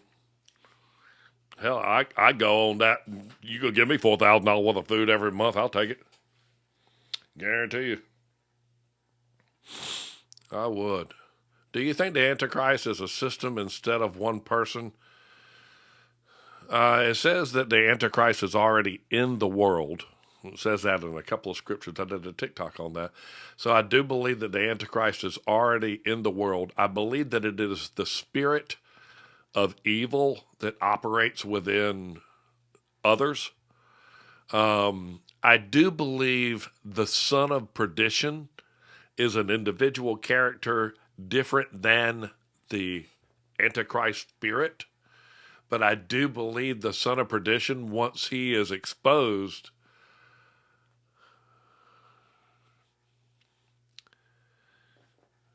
I don't know, man. I don't know what kind of guy lives on top of Mount Zion. What kind of murdering Moabite thinks that's a good idea, man? You're supposed to be a real smart king. And, they said the upside down cross represents St. Peter because they say, because he didn't want to be crucified in the same way as Jesus was. So he wanted to be crucified upside down. That's the whole upside down cross thing. Because he wasn't worthy of even replicating that. What made David think, hey, bro, go build a house on top of Mount Zion? That's where Melchizedek used to live, right? Yeah. Okay, and that's where Shem, Noah's son, that's where he lived too. Huh? Shem, Noah's son, lived in Jeru, Salem, and had a school there. And ironically, right down the street is the Dead Sea, where the Dead Sea Scrolls were written.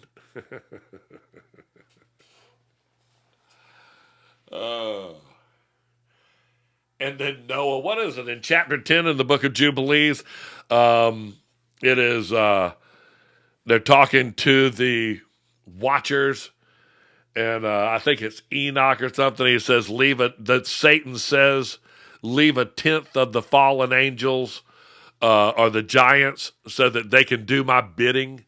So 1/10 again shows up. But I mean, how many is that?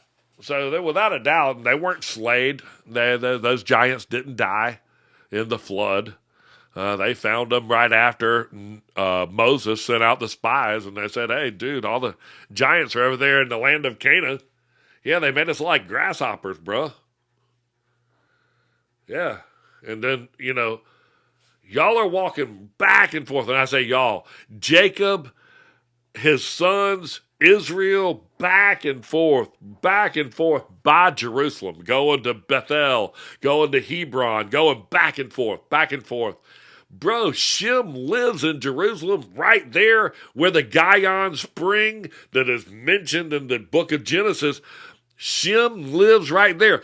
Abraham was 60-something years old when Shem died. Abraham knew Uncle Shem, bro, well. He knew Uncle Noah, too, okay?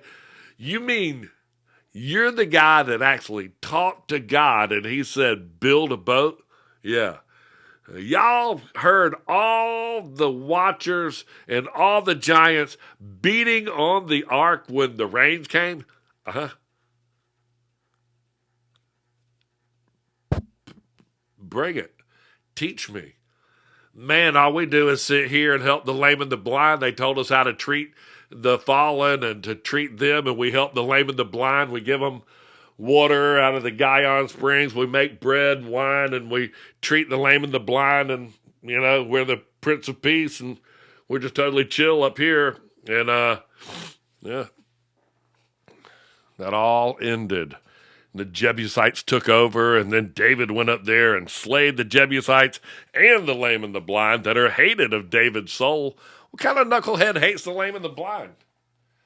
What kind of guy are you? And that old Bible, that one from the 1600s, says the lame and the blind that hated David's soul. They're like going, yeah, man, that dude came up here and slaughtered everybody.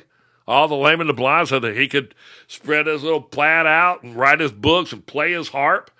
Totally descendant of Jubilees, father of all those that play the harp. Do you think that Satan's little season is nearing its end? I honestly think that Satan's little season was a little season that was about the length of Jesus's little season. Jesus lived for 3.5 years after John the Baptist baptized him and was beheaded.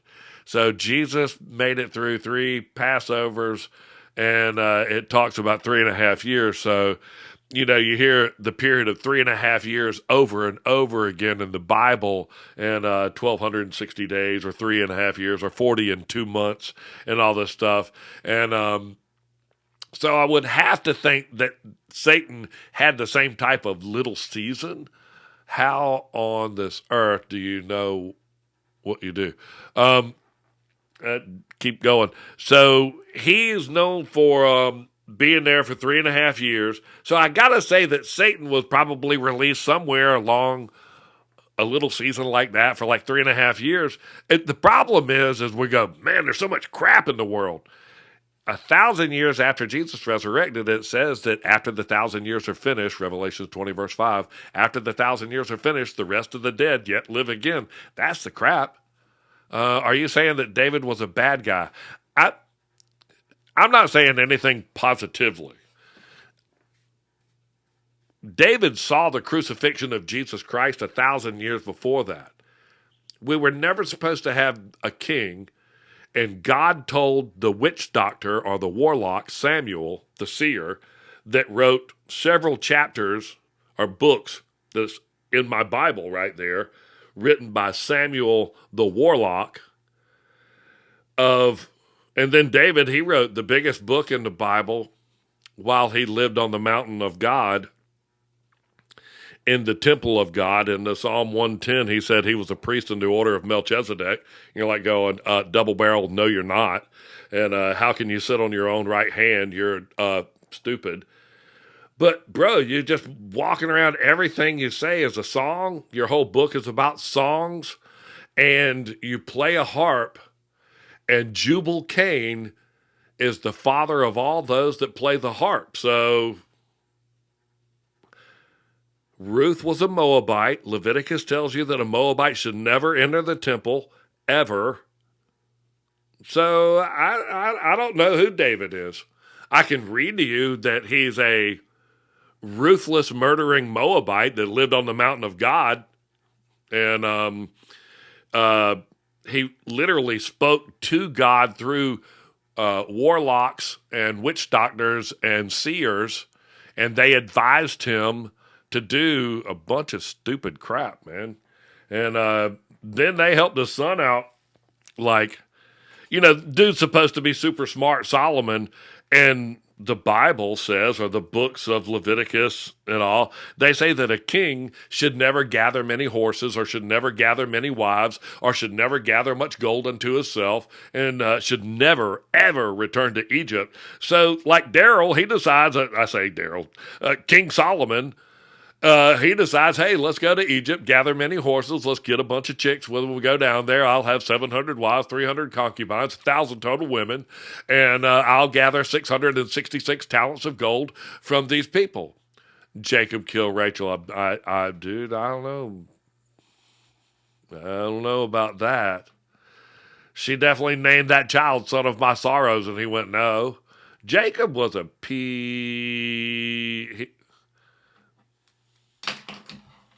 Jacob was Israel. He struggles with God. I don't think that's what that meant, man. I struggle with understanding the Word of God and all that stuff. I think you just fight. I think you fight it, boy. I mean, what were you fighting, man? The angel that appeared as a man wouldn't tell you his name in the night, and he had to flee before the sun came up. I hope you don't think that wasn't God. I guarantee you. And you divided out that whole land. Who was it that didn't get a piece? Was it Gad or Dan? Dan didn't get a piece. He's the serpent. Dan didn't get a piece in the division, but Joseph did, and his first son, in lieu of Dan, got Manasseh, which that's Solomon's first son's name. Not Solomon, Joseph, the dude they sold into slavery.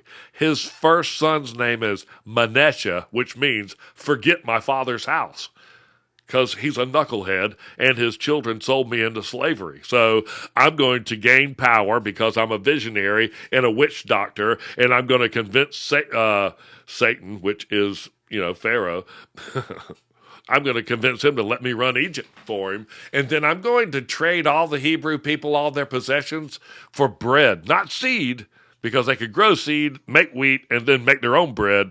I'm going to trade them bread for their possessions, and then I'm going to trade them bread for their own soul so that they have to work for me and bind them into slavery. And that's what you get for selling me into slavery. My child's name is Forget My Father's House. But I'm going to get my dad down here because I know he was told never to go to Egypt, and we're going to talk him into it. So I suckered him down here. He lived in the land of Ham. It sounds so much better because where he lived was the land of Ham. And Jacob lived in the land of Ham. Israel went down to Egypt. Sucker.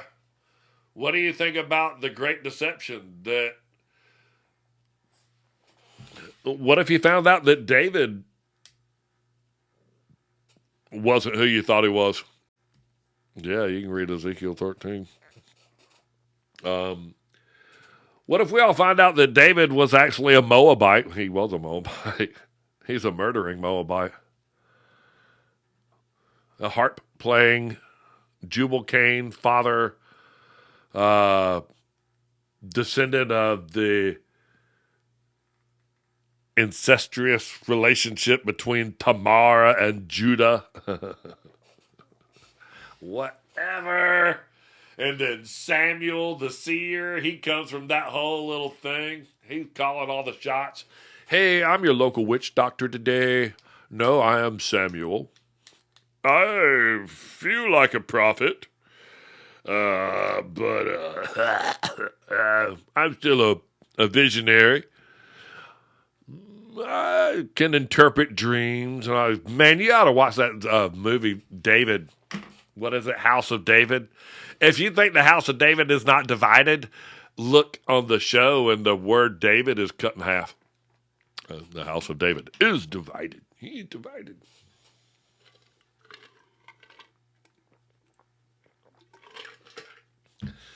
I am coming to the conclusion.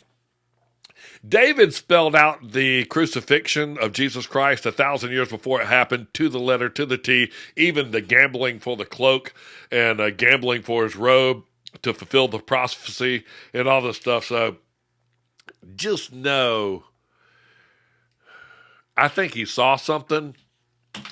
I think he was had a vision of Jesus in the temple. And I think that he thought that it was going to be not just in his line or in his lineage, but I think he thought it was his son. And so, I mean, he's like, dude, I'm on the mountain of God. I live here on Mount Zion. The same is the city of David. And I'm going to have my son build this temple right there on the mountain of God. But, I want you to build it in half the time you use on the palace. And I want you to build it on top of Mount Moriah, which is not the mountain of God, because that's totally where I live with all of my 600 wives and all of that stuff I'm doing with Bathsheba. But you can't do that up here. But do your thing down there in the temple on Mount Moriah.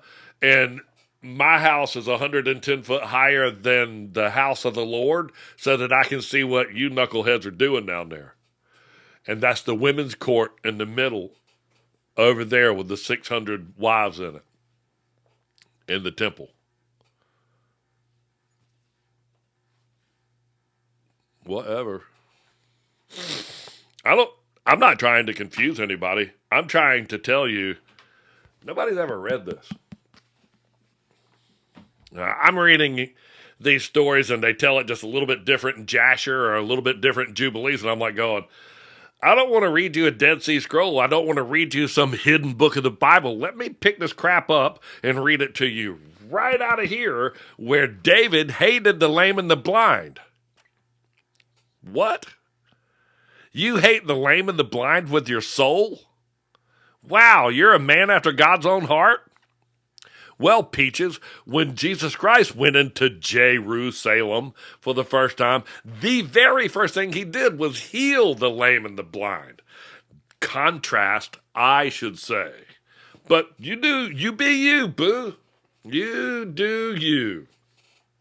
That's why you were tripping out whenever you were dying. You're going to go get Solomon, get his butt over there to the Gion. You anoint him the king, get him on the king's mule. Listen, I've seen the whole deal go down. Got to come through the eastern gate where the Gion Springs is. You got to be on a mule. Seen all this stuff. Going to hang on a cross. Get the nails through his hands. Pierced my hands. They pierced my feet. The bull sacrifice. I know it. So go get the donkey. And put that boy in it, anoint his head right over there. That's my son. He's supposed to be the Shizazel. Solomon Shizazel. Solomon, the dude that built Solomon's temple. You got every Freemason's lot. They go, we built Solomon's temple. You're like going, okay, I did. I'm a Mason. Okay. You're one of the oldest fraternities of men. Huh? Yeah, man, the fallen angels, they all bound themselves by mutual imprecations on the mountain of the oath. Mount Hermon, which means mountain of the oath, where the fallen angels swore themselves by mutual imprecations to deceive mankind and go into the women and create giants. They were the first fraternity of men. They fled east from Mount Hermon, which is on the 33rd degree. Due east of Eden would be on the 33rd degree is where you find Babylon, where they built the temple Tower of Babel out of bricks. There they had bricks, and bitumen they had for slime, and mortar they had for slime, and they built bricks, and the masons that were the fallen angels trying to reach heaven again to apologize, to get back to heaven, were the masons that swore themselves together. What book says David hates the lame and the blind? Jasher or Jubilees? Your Holy Bible says that. King James Version. Let me read that for you. Yeah, that's the problem. We don't even read our own Bibles, man. I got it right here. This is King James Version. And David said, on that day, whoever smiteth the Jebusites and the lame and the blind that are hated of David's soul, he shall be the chief and the captain. Wherefore they said, blind the lame and the blind, and shall not come into the house. So David dwelt in the fort and called it the city of David. That's Zion, man. He took over the mountain of Zion. He took the stronghold of Zion, the fortress of Zion. The same is the city of David. David took over the stronghold of Zion, and David went on and he lived in the fort, in Zion, in the fort, and he hated the lame and the blind with his soul. Shut the front door, Alice. Right there. Good night, all. That's good. I love y'all. So keep reading the King James Version. All the Bible, all of that says that. All you got to do is just try to understand what that says, because you're not looking for a version of the Bible that says, okay, tell me this version where David is good. No. I think the great deception and the great thing is right here, man. And Hiram, king of Tyre, sent messengers to David and cedar trees and carpenters and who? And masons. And they built David a house. Where? On top of Mount Zion.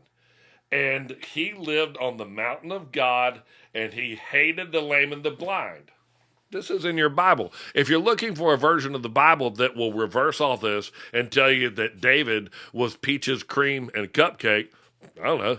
He's going to have to tell you he's probably a smart dude and would not have ever even checked in to the mountain of God and would have went, I better not even go up there. Peter, he's going to say I shouldn't be killed on a cross just like Jesus was, so I should be upside down or at least something. But old David, man, he just said, I'm going to call this my own. I'll build my temple right here. I'll build my house, man. My fortress, my fighting palace right here. What chapter? Shoot. I don't know. Go look it up. Go take those words right there, screenshot it, and go see when David took over. And hey, you know what? he went right through the back door. He went up, and whosoever goeth up to the gutter, which is go through the back door where the crap gate and the poopy gate or the water gate goes into the building where Guyon comes out and the water channels out. Whoever goes through that little crack up there through the water gate and goes up through the gutter and smites all the lame and the blind, he's going to be the captain. Okay, Jesus Christ, these are his words. He who does not enter by the front door, the same is a robber and a thief. So just know David left the flock. That's one thing he did for sure. What'd you do, David? I left the flock. Yeah. And became a murderous king. Yeah. That led for 40 years. Yeah. And you lived on the mountain of God. Yeah. You got some cojones, bro. You wrote a book in the Bible? Yeah. You and that witch doctor dude, Samuel? Yeah.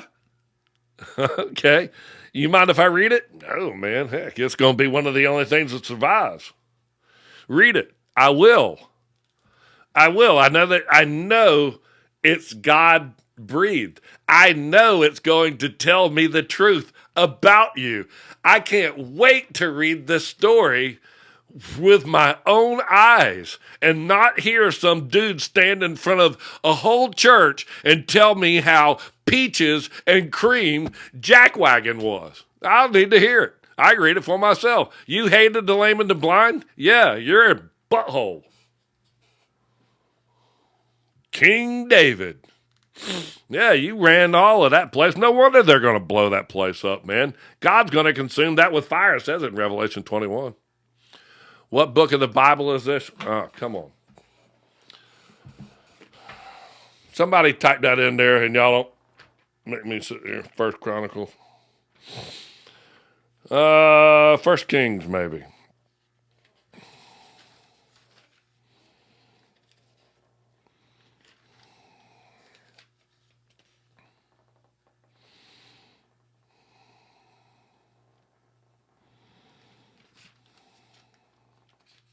Y'all look it up.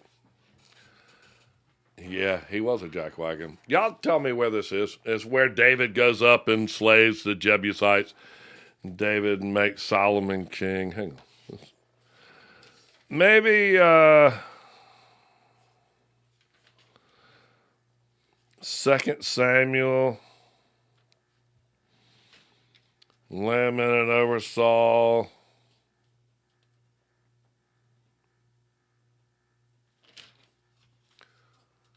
Second Samuel 5. I figured it was. 2 Samuel 5. Nevertheless, David, there it is. 2 Samuel 5. And that's what I'm saying. I don't want people to think you're reading the Dead Sea Scrolls. This is the book of Jubilees. The Holy Bible that you have in your hand right now tells you that David, double-barreled jackwagon, lived on the mountain of God, killed the lame and the blind, had somebody else do it, sneaked through the back door, and killed the lame and the blind. And then he had the masons of Tyre, right there, the masons of Tyre built him a crash pad on top of the mountain of God, where he plays his harp and writes these songs in the Bible, the largest book in the Bible. And Jubilees, which is a descendant of Cain, like the most evil guy in the Bible, says... Just out of curiosity, someone was asking, and so I was Googling the scripture to see where that 2 was. Samuel 5. So read what AI said. 2 Samuel 5, 7. Read it first. The Bible verse, nevertheless, David took the strong... I want you to read that to your mind. Oh, okay. It says it's a misquote. Misquote, which state that David captured a stronghold of Zion. The word mole is likely misspelled hill, a reference to Milo, a part of the city. It's not in there, the word mole. It says, but see what AI, you guys got to be careful when you're doing well, this. AI is so full. Well, that's what I'm saying. That's where you go. That's what pops up first. Well, those are you're right. I'm glad you pointed that out because that's what people fact check me with. And I'm like going, hey, listen, my Bible from the 1600s says pretty much this. My Bible says, from the 1600s, says the lame and the blind hated David's Which law. is important to say because obviously everybody cannot afford this Bible. It would be wonderful if we could, and we're going to get as many out as we can. But when we study the Bible, we have typically King James Version, right? The only thing that we have to do, I'm in my pajamas. The only thing that we have to do is use that Bible to reference what the scripture says in our Bible that we're reading, and that's when you can find discrepancies. You know, wording change. What was the scripture I told you today where what laid with the lamb is to lay with a lamb, it's a lion. Yeah, you were saying ravenous wolf or No, it's a lion. Yeah. And the Bible now says a wolf. Yeah. So you get so many translations, and people just ask, what Bible would I suggest? And I'm like going, You just got to read the one you got. you got to read the one you got, man. This old Bible that I'm reading and in ask second. God to understanding what you ask Him every single day before you step out of bed. Yeah. What do you say? Please, Lord, let me see this world through your eyes. That's what I say every morning. I spin out of bed, I put one foot down, and I say thank. I put one foot down, and I say thank. I put the other foot down, and I say you. And then I say, Dear Lord, please let me see this world through your eyes. Please let me speak to this world with your beautiful words. And please let me love this world with your heart. And I say that every morning. And when I read this verses, I didn't have somebody tell me the story about David was a little shepherd boy and he couldn't build blah blah blah. He couldn't bear the king's armor. I'm like going, I'm sort of mad at the people that did tell me that story. I would have rather known that David was a murdering Moabite that lived on the mountain of God, and we all sort of questioned more so the things that he wrote, because every time that Jesus rebuked the Pharisees, you'll find that he quoted a psalm of David, because they were all lawyers of David's law, and they were lawyers of the law. And Jesus said, why do you seek to kill me when Moses gave you the law? And he gave them the book of Jubilees and the Ten Commandments, which said, thou shalt not kill. But Moses wrote the first 5 books of the Bible, and in the 3rd book of the Bible, Leviticus, which he was a Levi priest, Moses was, he wrote in his version of the Bible about 30 different reasons that you could do to end up to be stoned to death. So just know that chapter 2, book 2 of the Bible that you're reading says, thou shalt not kill, in the end of the book of Exodus. And at the beginning of the 3rd book, Leviticus, it tells you, yeah, well, we can kill you. In the 10 Commandments, it says, thou shalt not kill. God wrote that. The book of Jubilees, it says God wrote that. It doesn't say anything about killing anybody. It says, put the commandments in the ark, take the ark with you. I'll take care of all of that. You follow all the rules, and I'll take care of all your adversaries. And anybody that messed with them, they like woke up dead, man. I mean, like, so it's not like, I got to be a big fighter. You got to love God with all your heart and all your soul and all your mind. That's all you have to do. And the second commandment, the second most popular thing, is like unto it, that thou shalt love thy neighbor as thyself. That's something that you can teach a 4-year-old to do. You know, I'm trying to teach my grandchildren how to fight this devil or how to fight the darkness or the thing. You have to love God with all your heart and all your soul and all your mind. And you have to love your neighbor as yourself. Thank you so much for sending me a TikTok universe. I did not believe that. Thank you so much. I love my study Bible. It is an NIV, and I love the NIV. You read any one of them. People say, what version of the Bible do I read? You're not going to read one that tells you anything completely, conflictively different. There's not one. You know, one says he hated the lame and the blind. The other one says the lame and the blind hated him. That's the only, like, variance. But, I mean, what kind of sicko is hated by the lame and the blind? I mean, God, could you imagine being that dude that, like, going, why do the lame and the blind? You mean the people in the hospital hate you? Yeah. You suck. You suck. You mean the lame and the blind hate you? Go, man, what in the heck? But don't let me read the Bible to you. When you get that Samuel was a witch doctor, when do you get that Samuel was a witch doctor? Samuel was a seer. Seer. Samuel was a seer. No, right here. In 1 Chronicles 29:29. Let's all look that up. 1 Chronicles 29:29. In 1 Chronicles 29. Samuel the witch doctor. Coming up. Let me get my highlighter. It's going to be the very last thing that it says. Yes, sir. In the very end of it, it says, now the acts of David, the king, first and last, behold, they are written in the book of Samuel the seer, and in the book of Nathan the prophet, and in the book of Gad the seer. And that's the book of Gad the seer. I've had the book of Gad the seer. So these are seers, these are visionaries, understand all of Israel is built off of seers or prophesying. Joseph was a dreamer that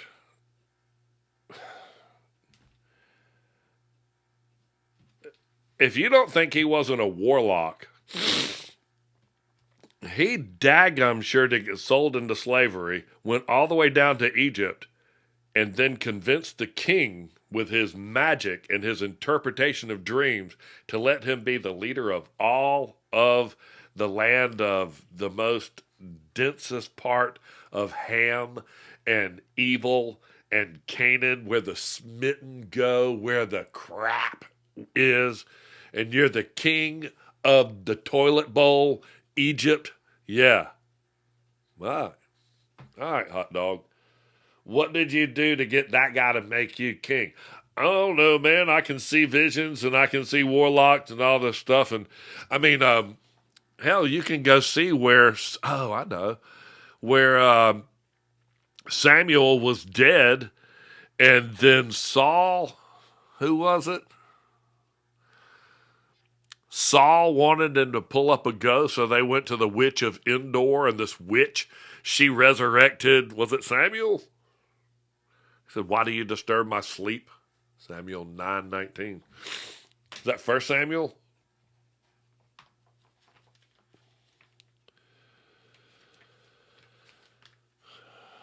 Ooh, my finger was on that one. Now I've got some pin marks right here. And Samuel answered Saul and said, I am the seer. I love you. I love you. Saul called him back. Yeah. And Samuel answered Saul and said, I am a seer. Go up before me unto the high place, for you have eaten my. So, I mean, Samuel is a seer. So, 1st and 2nd Samuel in our Bible are written by a warlock, Samuel, the seer.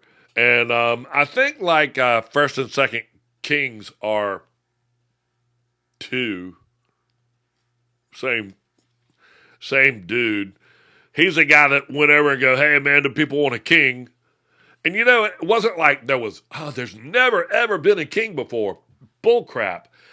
All of those dudes in Canaan were kings, man. That's why they were like going, you're not like them. No, they want a king like all these dudes have in the land of Canaan.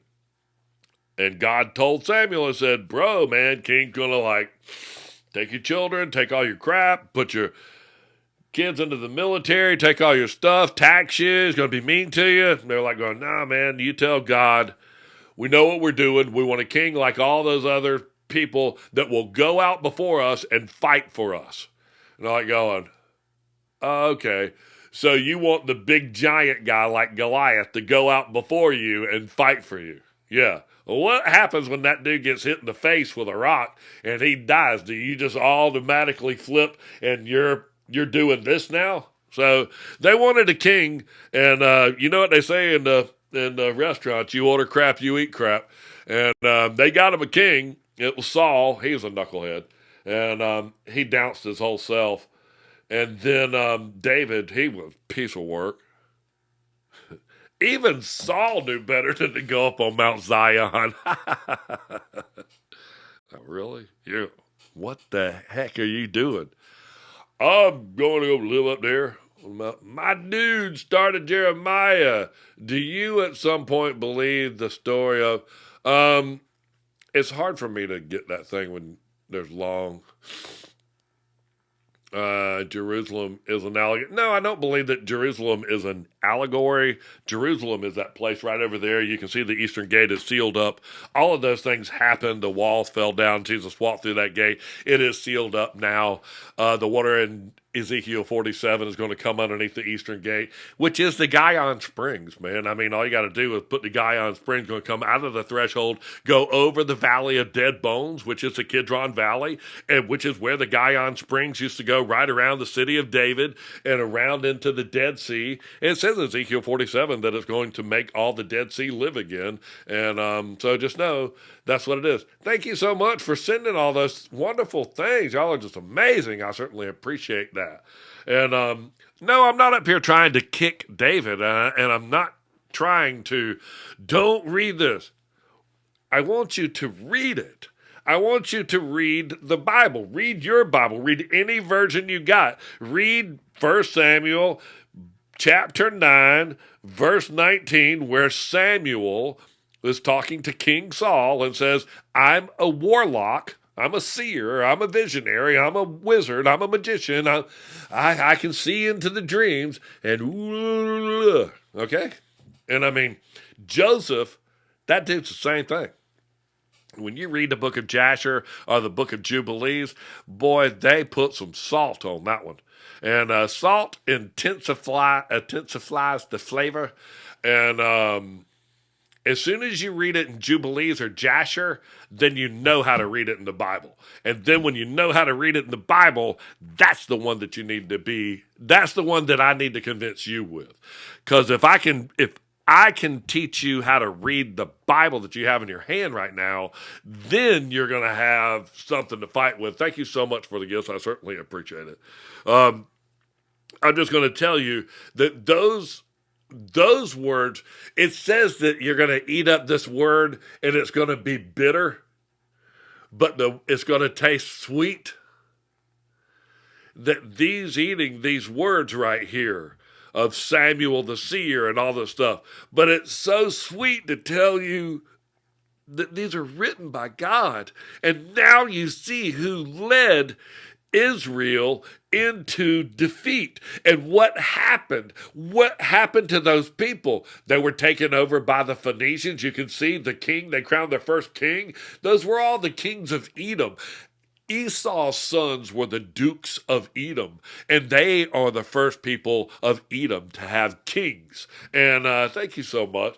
And those people that had kings, they were the first kings.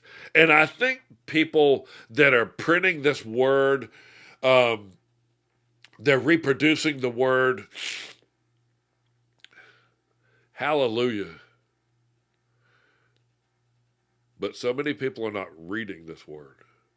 And I had somebody, they said, hey, how come your Bible doesn't have the book of Revelation in it? And I went, well, it's called the Apocalypse of St. John.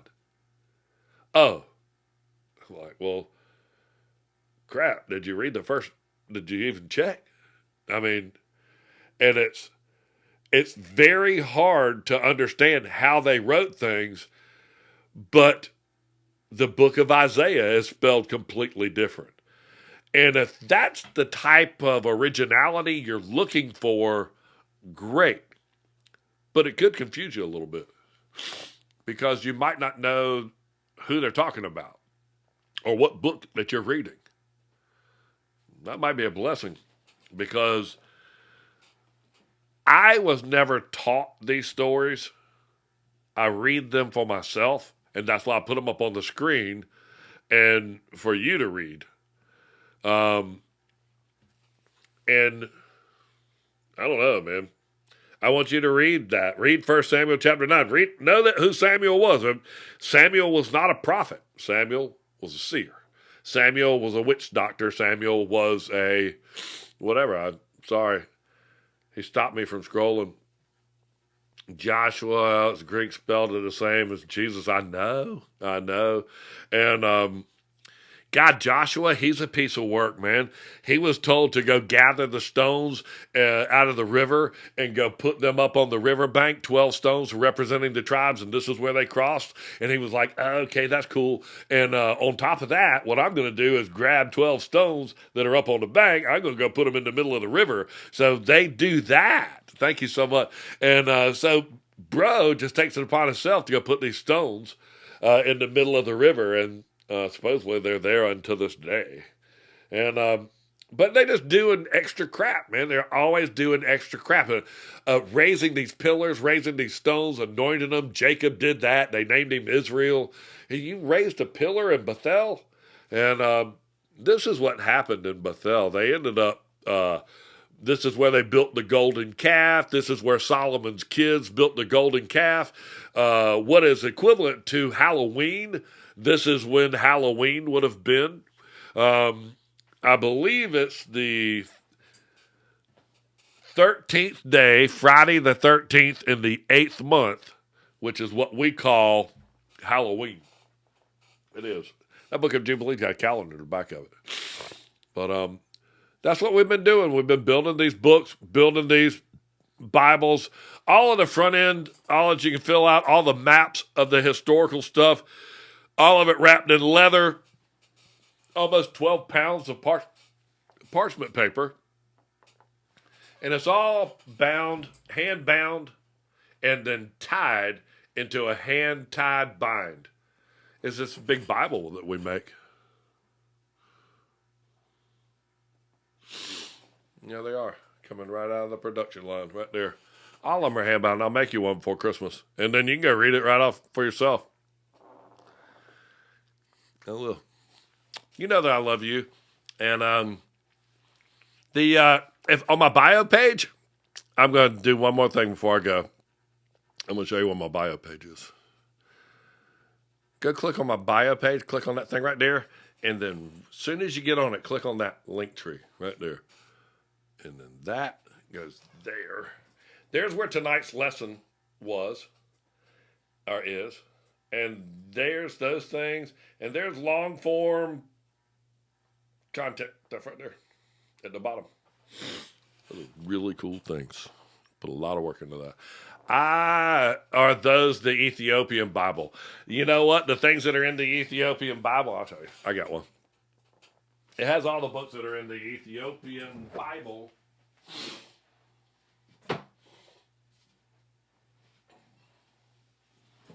But the Ethiopian Bible doesn't have Jasher. Nobody has Jasher. You know, like going, it's got every book. Nope, doesn't have Jasher. It says that you've got to go to their website and download these other books. But this has all the books in the Bible. This is the Ethiopian Bible. I'm just going to open to any page. It's exactly what it looks like on every page. If you want to lose your mind, get bored, never read this thing again, here's the book for you. You'll stop reading it somewhere around here. You'll stop reading it real quickly, I assure you. Right there in the book of Jubilees, the angel told Jacob, Israel, do not build this place. And what did he do? What year is the large Bible written? Oh, I'm sorry, Pinchers. I'm sorry. 1610 is 1610 and 1598. I show you. 1582, Dewey and Rains. That's what it is. 1582, Dewey and Rains. I got a better picture of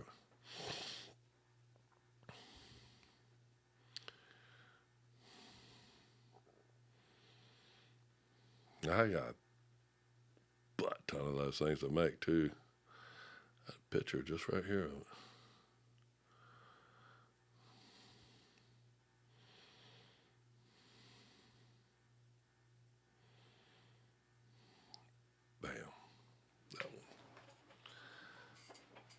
that 1582 is the New Testament, and 1609 is the Old Testament.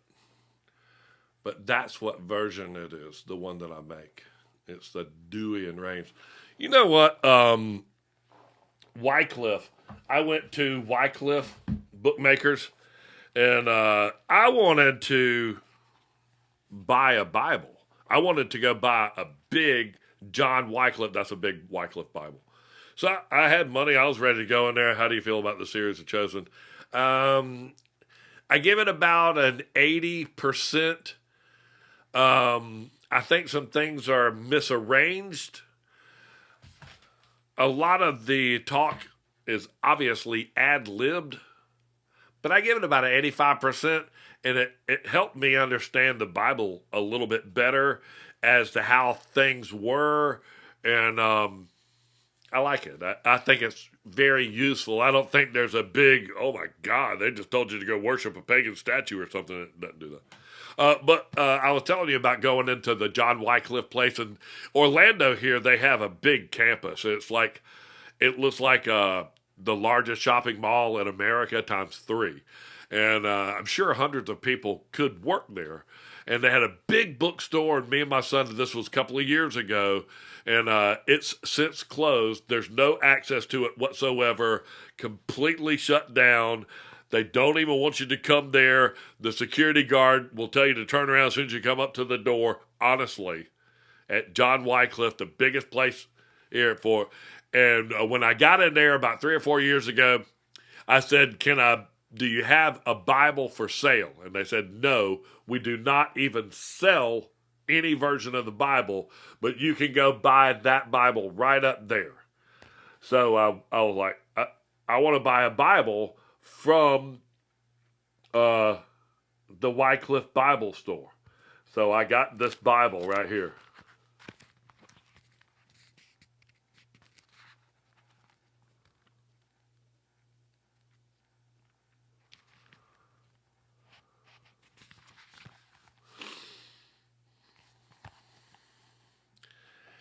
That's the only Bible that you could get. It's blank. Doesn't have one word in it. This is from the Wycliffe Bible store. I bought it specifically. I was like, oh yeah, I want to buy it. So let me ask you something. If you were the devil and you were out influencing people and you were, buying up Bible companies or whatever you're doing, wouldn't you shut that down? This is the only thing. I was sitting there going, Bible translators. Yeah, we translated it into like 156 languages. My phone will do that crap in about 5 minutes. Ready to go. Now what? What are the other 300 people doing in here? Now that your iPhone will translate that. No, all you got to do is talk the text into one of them little dictators, and then it'll type it out for you, and then the other 298 people can go on back to the house. But no, man, I mean, it's stupid. What, those people are already wrong?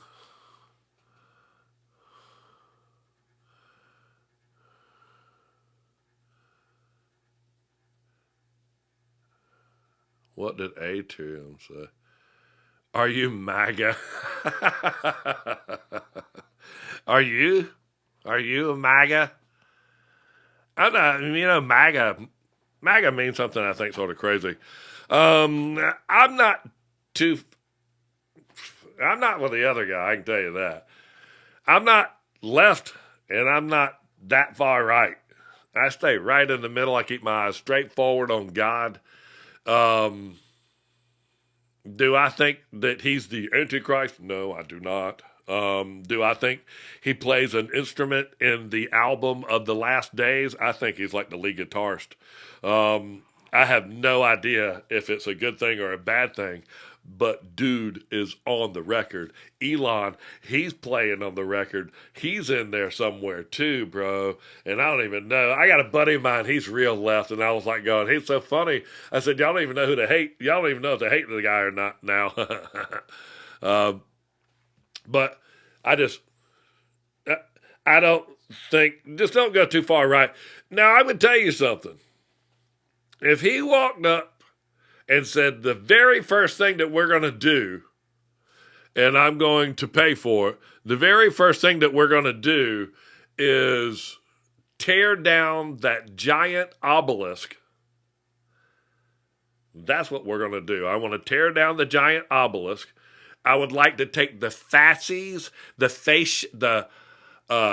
fasces, which is where we got the word fascism. I'd like to take those all out of the House and the Senate, all of those fasces and all, and then we need to repaint the dome right there where Washington is ascending into the ceiling right there. I would just rather see a cartoon. I would rather people spray paint graffiti of the Crips up there than to see George Washington ascending into heaven as a god. The hypothesis of George Washington is on our dome. Okay, the what is it? Cyrus is the phallus of Cyrus and the womb of the Cyrus. Tear all that crap down. Go paint the ceiling over. Go paint your dome over.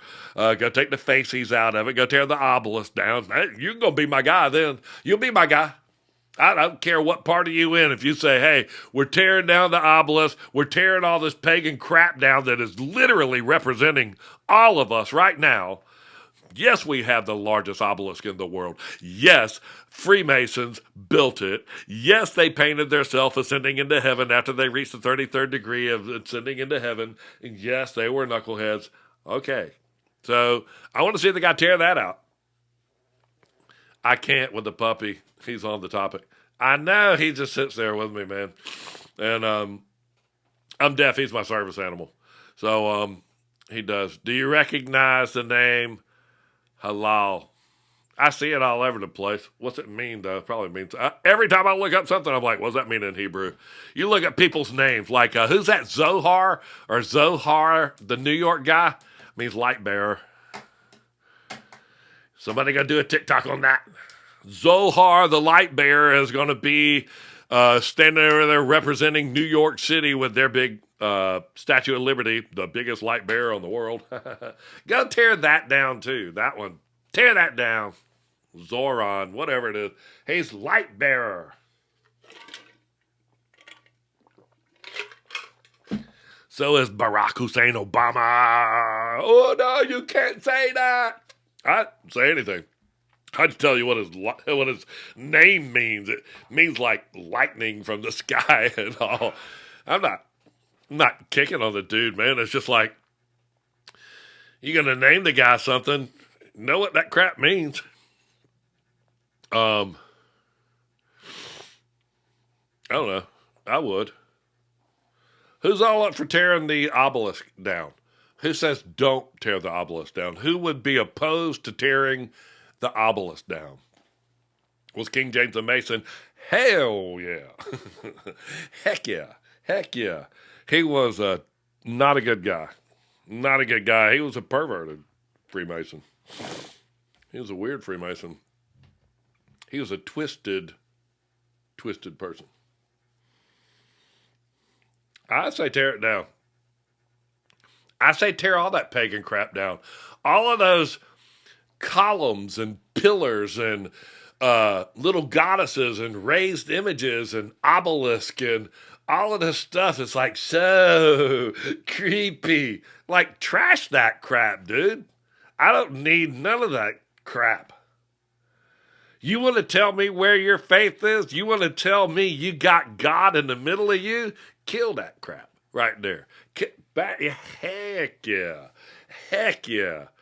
Do it yourself. Go get some spray paint and graffiti the Capitol dome right where George Washington is ascending into heaven as a god. Shut up. Shut up. That's so stupid. You didn't ascend into heaven as a god. You're dead. You're dead. And cast forever. And everybody that lays in state, when they put you laying in state, where all the presidents lay in state. If you were in that box looking up, you would be looking up into the dome, which is the ceiling of heaven, and you would see George Washington sitting on a cloud with his legs crossed and a rag over his lap so you can't see his phallus, and a knife in his hand, and has his hands pointed one down and one up, as above, so below. Yeah, that's you, George? Yeah, you're an idiot. Okay. He's our founding father.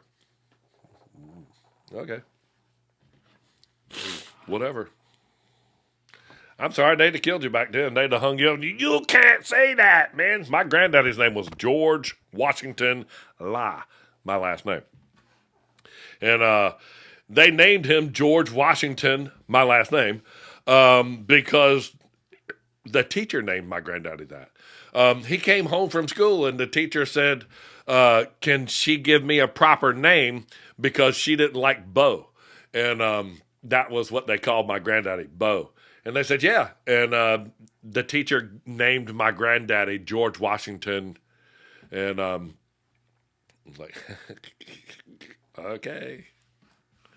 I mean, he's a good guy, you know, father of his country and all that stuff. It's just they rewrote the Declaration of Independence and they wrote the Constitution in their private little Freemason meeting. And they shut the doors and they had their little private meeting and they wrote the Constitution behind locked doors. A bunch of Masons did. And if you look up the Constitution of Freemasonry, which was written just a couple of years before that, you'll see how they think that Moses was a master mason and how Abraham was a master mason. It was written by Ben Franklin, and him sicko, he rewrote a bunch of that crap. But it tells you how all the patriarchs in the Bible, how they were all master masons and worship symbology and how to build things. And I'm like going, they were all a bunch of tent dwellers, man. You're an idiot. But that's the Constitution of Freemasonry. And they did all that stuff just to have their little local clan meetings, whatever they called them. So proud of themselves that they had to put a big hood over their head, walk in and go, oh, man, have you ever talked about the history of... Man, have you ever talked about the history of that? What? I'll talk about it. I'll tell you where they're in the Bible. Whatever it is, I want to tell you where it is in the King James Version Bible. And no, you don't need a Prince James Version Bible from 1839 issued by King George. You don't need one of these to go read where the book of Samuel is written by Samuel, a seer. He's a witch doctor. Samuel 1 and 2, he wrote 1 and 2 Kings. And then he anointed Saul and David, and they just knucklehead 1, knucklehead 2, 40 years on this guy, 40 years on the next guy. Whatever. And they did evil in the sight of the Lord. I'm tired of reading that, man. All they did was wreck that car. Jesus walked in and said, dude, man, tear this whole place down. Yeah, gosh. No, tear the whole thing down, man. Not one piece of this is here. I'm the temple. Jesus Christ. He was the temple, man. And then, they build that. You know what I want to get into? The water from the Guyon Springs, which was headed over into the Pool of Siloam, which is completely gone now. The monies from the church coffers were robbed by Pontius Pilate, and he built an aqueduct out of Jerusalem somewhere. My next little adventure is to find out where Pontius Pilate stole the money out of the church, and where did he reroute the Guyon Springs to? The Guyon River, the one that runs through paradise? Yeah. You built an aqueduct underground? Yeah. Well, Hezekiah built a tunnel to reroute it over to the Pool of Siloam. Yeah, well, we're Roman, and we built one really much cooler than his, and we took all the water over to so-and-so. So we have the water of the Guyon Springs where you anointed all the kings. But Look up how many talents of gold King Hiram gave King Solomon in a year. 666. 666 talents of gold. That's how much Solomon requested in gold. That a talent of gold weighs 75 pounds. So 666 talents of gold is 666 times 75, which is a double barrel butt ton load. He's a billionaire. Tell you what, boy, all them guys, man, you billionaires, you got to be a billionaire to have a conversation with these dudes, man. That's why I don't think that, I don't know what Trump is. I don't know what Elon is. And I dang sure don't know what Biden was. And I double dang sure don't know what Kamala was.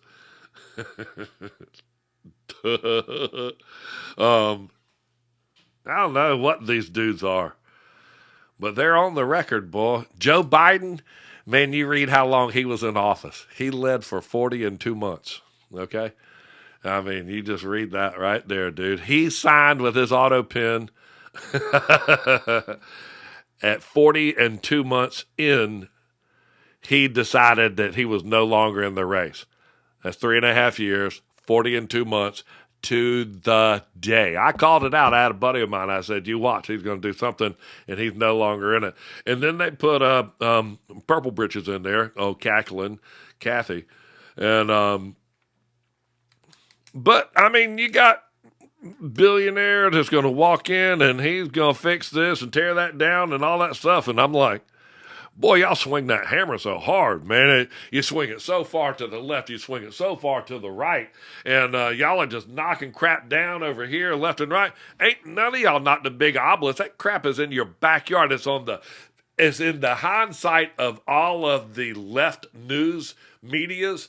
They had the big obelisk behind the shoulder of the newscaster. So, I mean, as long as we're all on that page and we're all like, that represents the capital of America, our giant obelisk. And if you go to New York City, we have a large image of the Statue of Liberty where the beast is chained at the bottom and all that stuff. But just, we love these images. And I know it says in our Bible, which we're a godly institution, that it says thou shalt not raise an image. But man, you know what? We just felt like a giant obelisk, the biggest one in the world, man. I mean, like bigger than anything ever.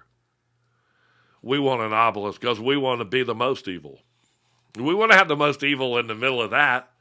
I mean, gosh, that temple that Abraham Lincoln is sitting in it's a temple. It says temple. You go look at Abraham Lincoln and the Lincoln Memorial.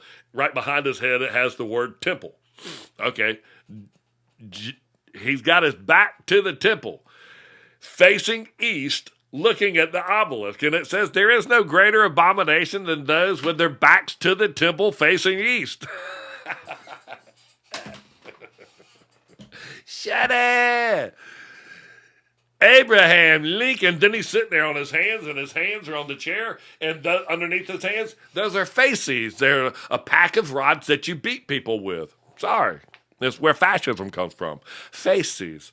And they're all over the place, man. You'll see it's a pack of rods with a leather strap and an axe in the middle of it. It's on the back of a Mercury dime. You'll see a pack of rods. The leather strap is for beating people with. The rods are for beating people with. And the axe is for administering capital judgment, which means the bearer of the faces was the one that was the leader. And that's where the word fascism comes from. So all this Antifa and all this stuff, they ought to go over there to all of that fascist crap in Washington, D.C. and go, y'all tear all these faces off of here because y'all the fascists. You see that fascism up there? Those are faces. Yes.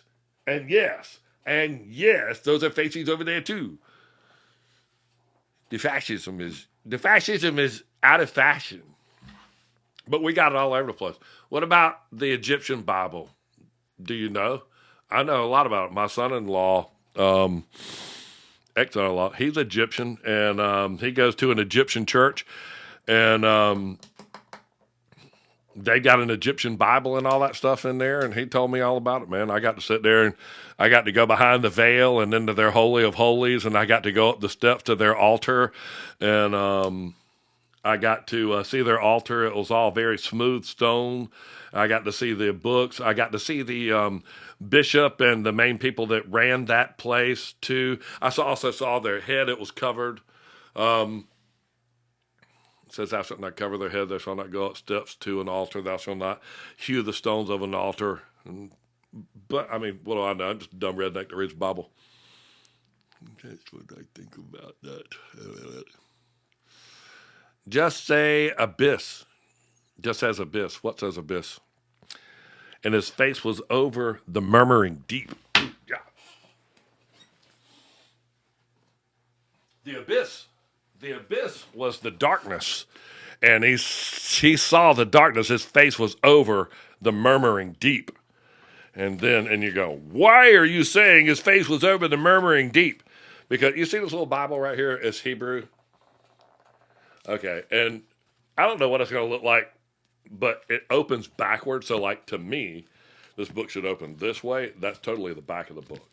So you got to open it backwards like this, and this says Genesis. And you see right there, it's written in Hebrew like this. And then right there at the beginning, it says his face was over the murmuring deep. You see it? Good. And darkness was upon the face of the murmuring deep. And God said, be there light, and light was. And God saw the light, and it was good. And God caused the division between the light and the darkness. So the very first thing that he did was put distance between the light and the darkness. All right, this is not the sun and the moon. They're created 4 days later in verse 17. This is him. He is the light thereof. And it says in the end times that there is no light, no sun, and no need for it, because he is the light thereof of the temple. So just know that his face was over the murmuring deep. That is the abyss, man. That is the troubled deep, the darkness. And he created light. When he divided the two of those, he created an expanse in between them. In some versions of the Bible, you'll see the word firmament. And in this one, it says expanse right there. Expanse. He created an expanse. And an expanse is like an explosion, which is of a thing. So, and it says that there's water above and water below the expanse.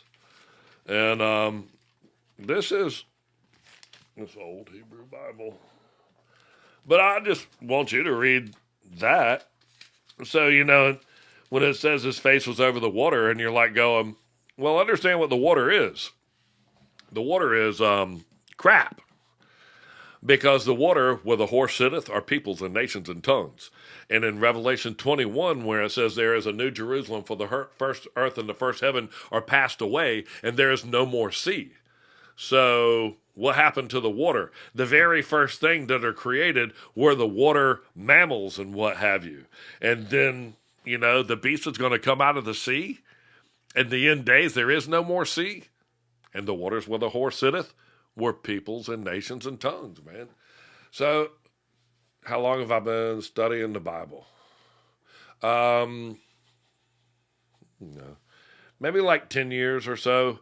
But if you see me say something, unless I'm just talking if you see a TikTok that I did, I just read that. If you see any of my TikToks, go back and like 3 days before that TikTok was made, I learned that thing and said that to you. Then I don't go, so when I go live, that's why a lot of people come in here and I can just sort of like regurgitate this stuff because I learned it from those live, but it's all backed up with scripture. That's why I want you, do you think David could be referring to the men that couldn't fight? No, I think that, Shem is known that Shem lived in Jerusalem. He had a school where he taught men the word. Melchizedek is in the book of Jasher, and in the Babylonian Talmud says that Shem is the version of what they're saying Melchizedek. and is who Abraham met. Shem, Noah's son, was alive for 68 years of Abraham's life. So until Abraham was, I'm 60, until 61 maybe. No, my birthday's on Thanksgiving. The he was 68 years old, so he's 8 years older than me. And I'm gonna tell you something. Abraham knew Shem. Abraham knew Noah. Do you know that? You know that they talk about UFOs and they're in the sea and it's demon. Now I can tell you, if you want to say, "Hey, look at XI, whatever, it's floating by, it's a thing," I ain't even looking up. I wouldn't even look at that dumb crap. Just no, no. Now, all them people are telling us we got to go to Mars, we got to go to this. You can't even go through the ocean and tell me what's in there. I guarantee you the cure for everything in the whole wide world is probably in that ocean. There's so much stuff underneath there that you've never even found, but we're going to try to figure out how to put 33, dude, 33 is everything. We found our suspect in 33 hours, and then what was it? God, Elon, he's got 33 engines on the Dragon. And he's got to have 42, though, to make it outside of this thing. And 42 is the number of God and the number of the names of God. So the Kabbalah says that there are 6 names for the word of God on 7 days or something like that. So stupid. But they're all doing that crap, and they ought to spend their time trying to get into the ocean and figure out what's in the ocean and around it and see through it and all that stuff. But nah. Do you agree with the Egyptian Bible? Well, let me ask you something about the Egyptian Bible. The one that was there that I read was the Bible that is very much like the Ethiopian Bible. But I didn't see any variants of included books or included scriptures. Or I haven't paid attention to them. Why? Did the Egyptians add something? Psalms 2, Isaiah 27. Read it. Isaiah 27.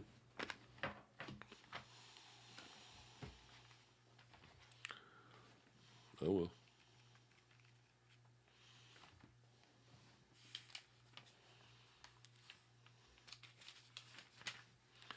Better be good. Any specific piece? Tinsel spice. Care of God over his vineyard. His chastisements differ from the judgments of restorations. Oh, is this the one? Beaten in the thunder and grows by instruction. And it shall come to pass in that day that the great trumpet shall be blown, and they shall come were ready to perish in the land of Assyria and the outcast of the lands of Egypt, and shall worship the Lord in the holy mount at Jerusalem. Yeah. Oh, well, I love reading Isaiah. In my other Bible that I have, I read all the way through it. And, woe to the crowd of woe to the crown of pride. The drunkards of Ephraim. You know who that is? Your life is not eligible to recordation or restrictions. Okay. They just restricted my life. I'm reading to you the Bible, and they're restricting my life from me reading the Bible. And you told me to read Isaiah right there.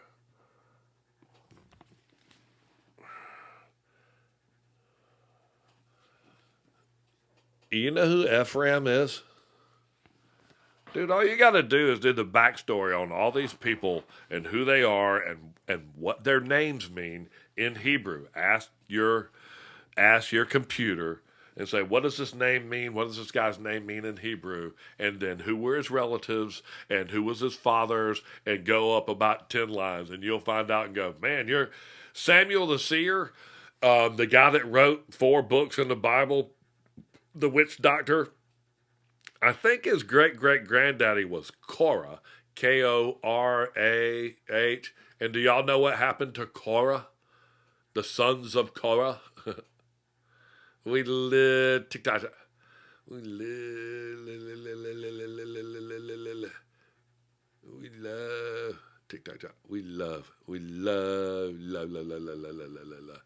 Yeah, you have to say that. You have to say that a lot. Do y'all know who Korah was? Do you think we're in the little season? No. I think the little season is over. Jesus was here for a little season, wouldn't you say? And he was here for 3.5 years. The Bible talks about 3.5 years so much. It talks about 3.5 years, 1,260 days, 40 and 2 months. All of those are 3.5 years. And Jesus was here for 3.5 years after John the Baptist was executed or beheaded. So that was his little season, 3.5 years. And it never says 7 years. It says 3.5 years are good, 3.5 years are bad, what have you. So I got to think that Knucklehead, when he was released after the 1,000 years for a little season, that he was released for like 3.5 years. And it was a little season. What people are seeing that are in the world nowadays, that they're confused and they're going, that's got to be the devil, there's so much crap going on, is that in Revelation 20 verse 5, it says that after the 1,000 years are finished, and after this little season, that the rest of the dead yet live again. So Satan comes out for a little season to direct the rest of the dead that yet live again. And I mean, that's got to be a butt ton of people.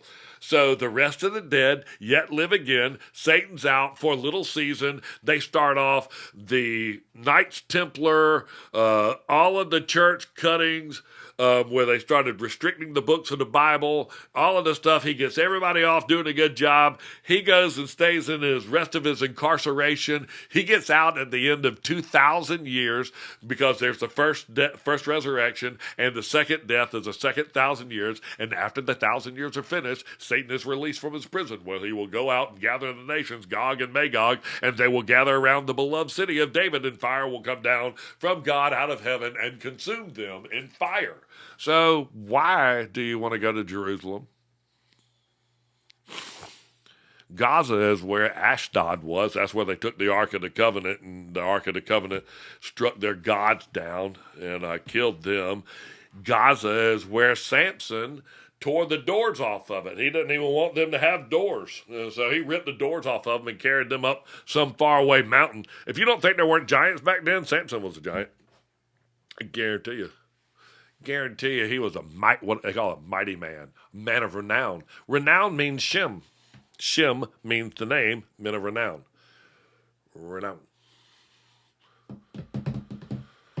Oh, mama, I've been talking too long.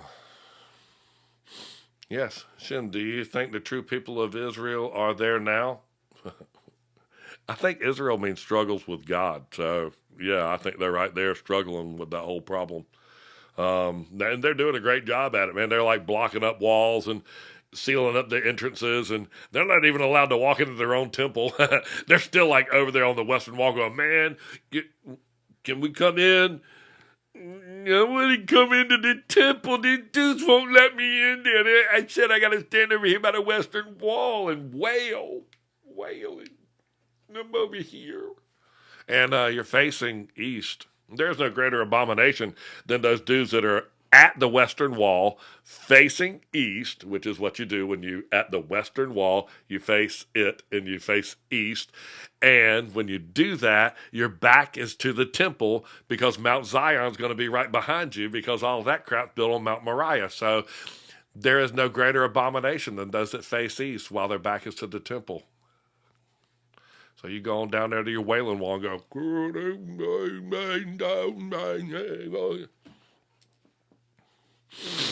yes, it does.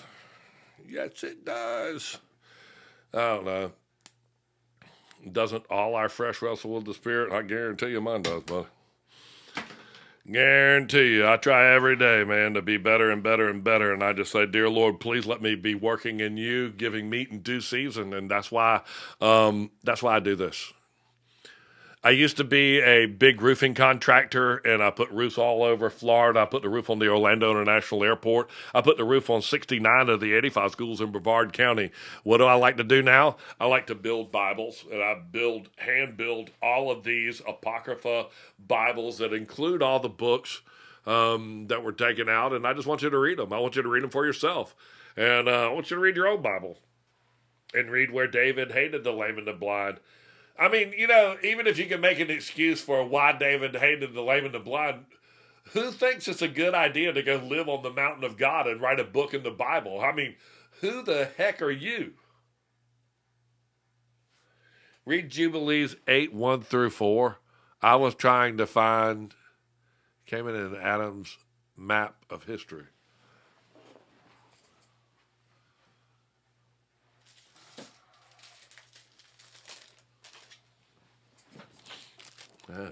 Jubilees 8:1-4. Jubilees.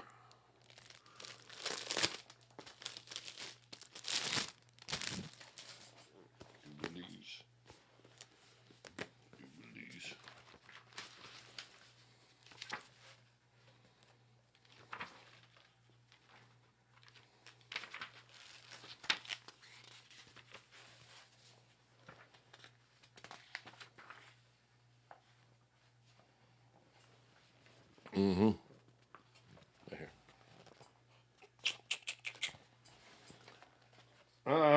In the 29th Jubilee, in the first week, in the beginning thereof, Ashpenaz took to himself a wife, and her name was Ralusha, and the daughter of Susan, and the daughter of Elam, and she bare a son in the 3rd year, and his name was Canium. Man, and that's probably the spelling I found on all of these things. Like, even when they talk, I'll find it for you. But even the way they spell some of these names in here, it's a lot different than the way they spelled them on the Adam's map of time.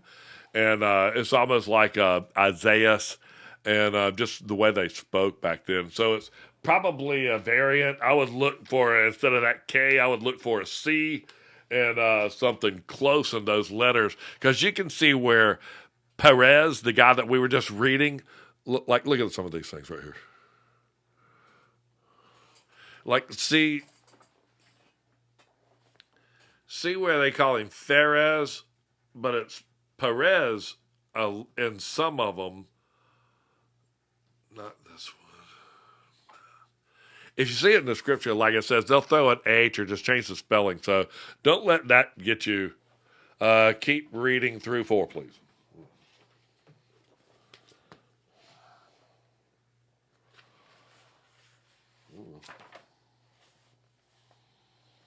And he found a writing which former generations had carved on a rock, and he read what was thereon, and he transcribed it and sinned owning to it. For it contained the teachings of the watchers, in accordance with which they used to observe the omens of the sun and the moon and the stars in the signs of heaven. And he wrote it down and said nothing regarding it, for he was afraid to speak to Noah, and at least he should be angry with him on account of it. So this guy reads, I remember reading that. I remember that lesson. Thank you for making me continue and read through that. Let me exactly say that, because I think that he's reading from a column almost like what Joshua was told to erect, and to put up a column of stones and then to stucco it, almost it describes.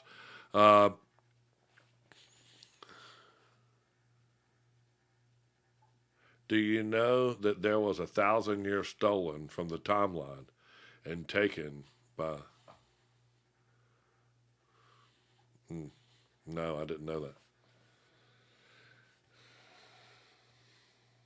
I did not know that. You stole 1,000 years. You're talking about the people that all of a sudden they were removed an M from there. Then people haven't known how to keep up with time at all. And the perfect calendar is written right here in chapter 6.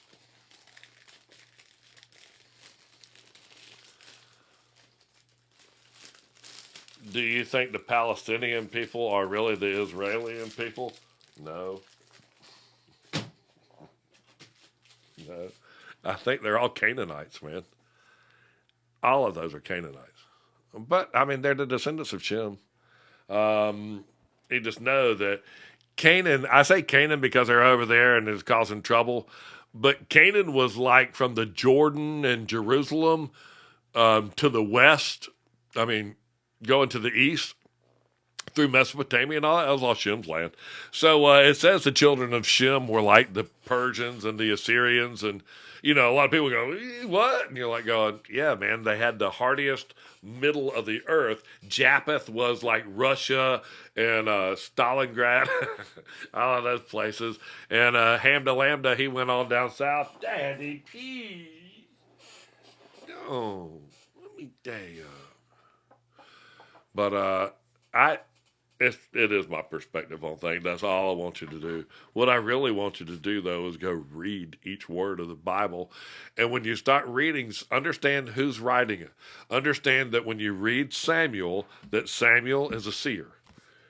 Right there, Samuel, the book of Samuel the seer, spelled just like that. That's in 1 Chronicles 29:29. Now the acts of King David are written by his boy Samuel the seer. So it's right here. And then he wrote, the acts of King David are written by his boy Samuel the seer. So it's right here. And then he wrote 1st and 2nd Kings. And then he's the one that taught David into go numbering the people. And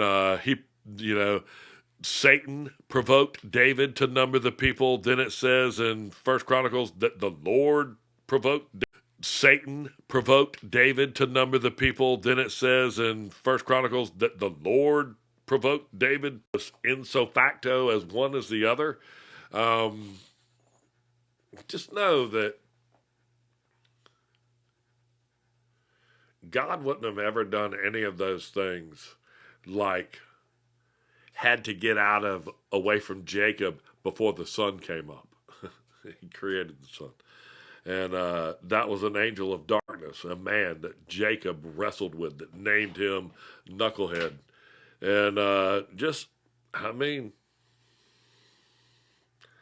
I'm sorry. I just think that David saw a vision. I think the angels shouldn't Canaan be between Axaphet and Chela in the Adam's map history.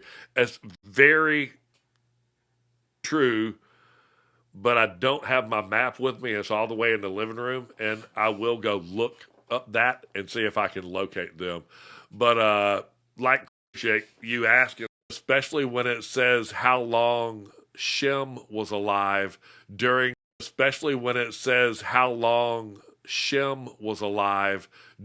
the life of Abraham, the Adam's map of time is about 10 years off of what it says in the Bible.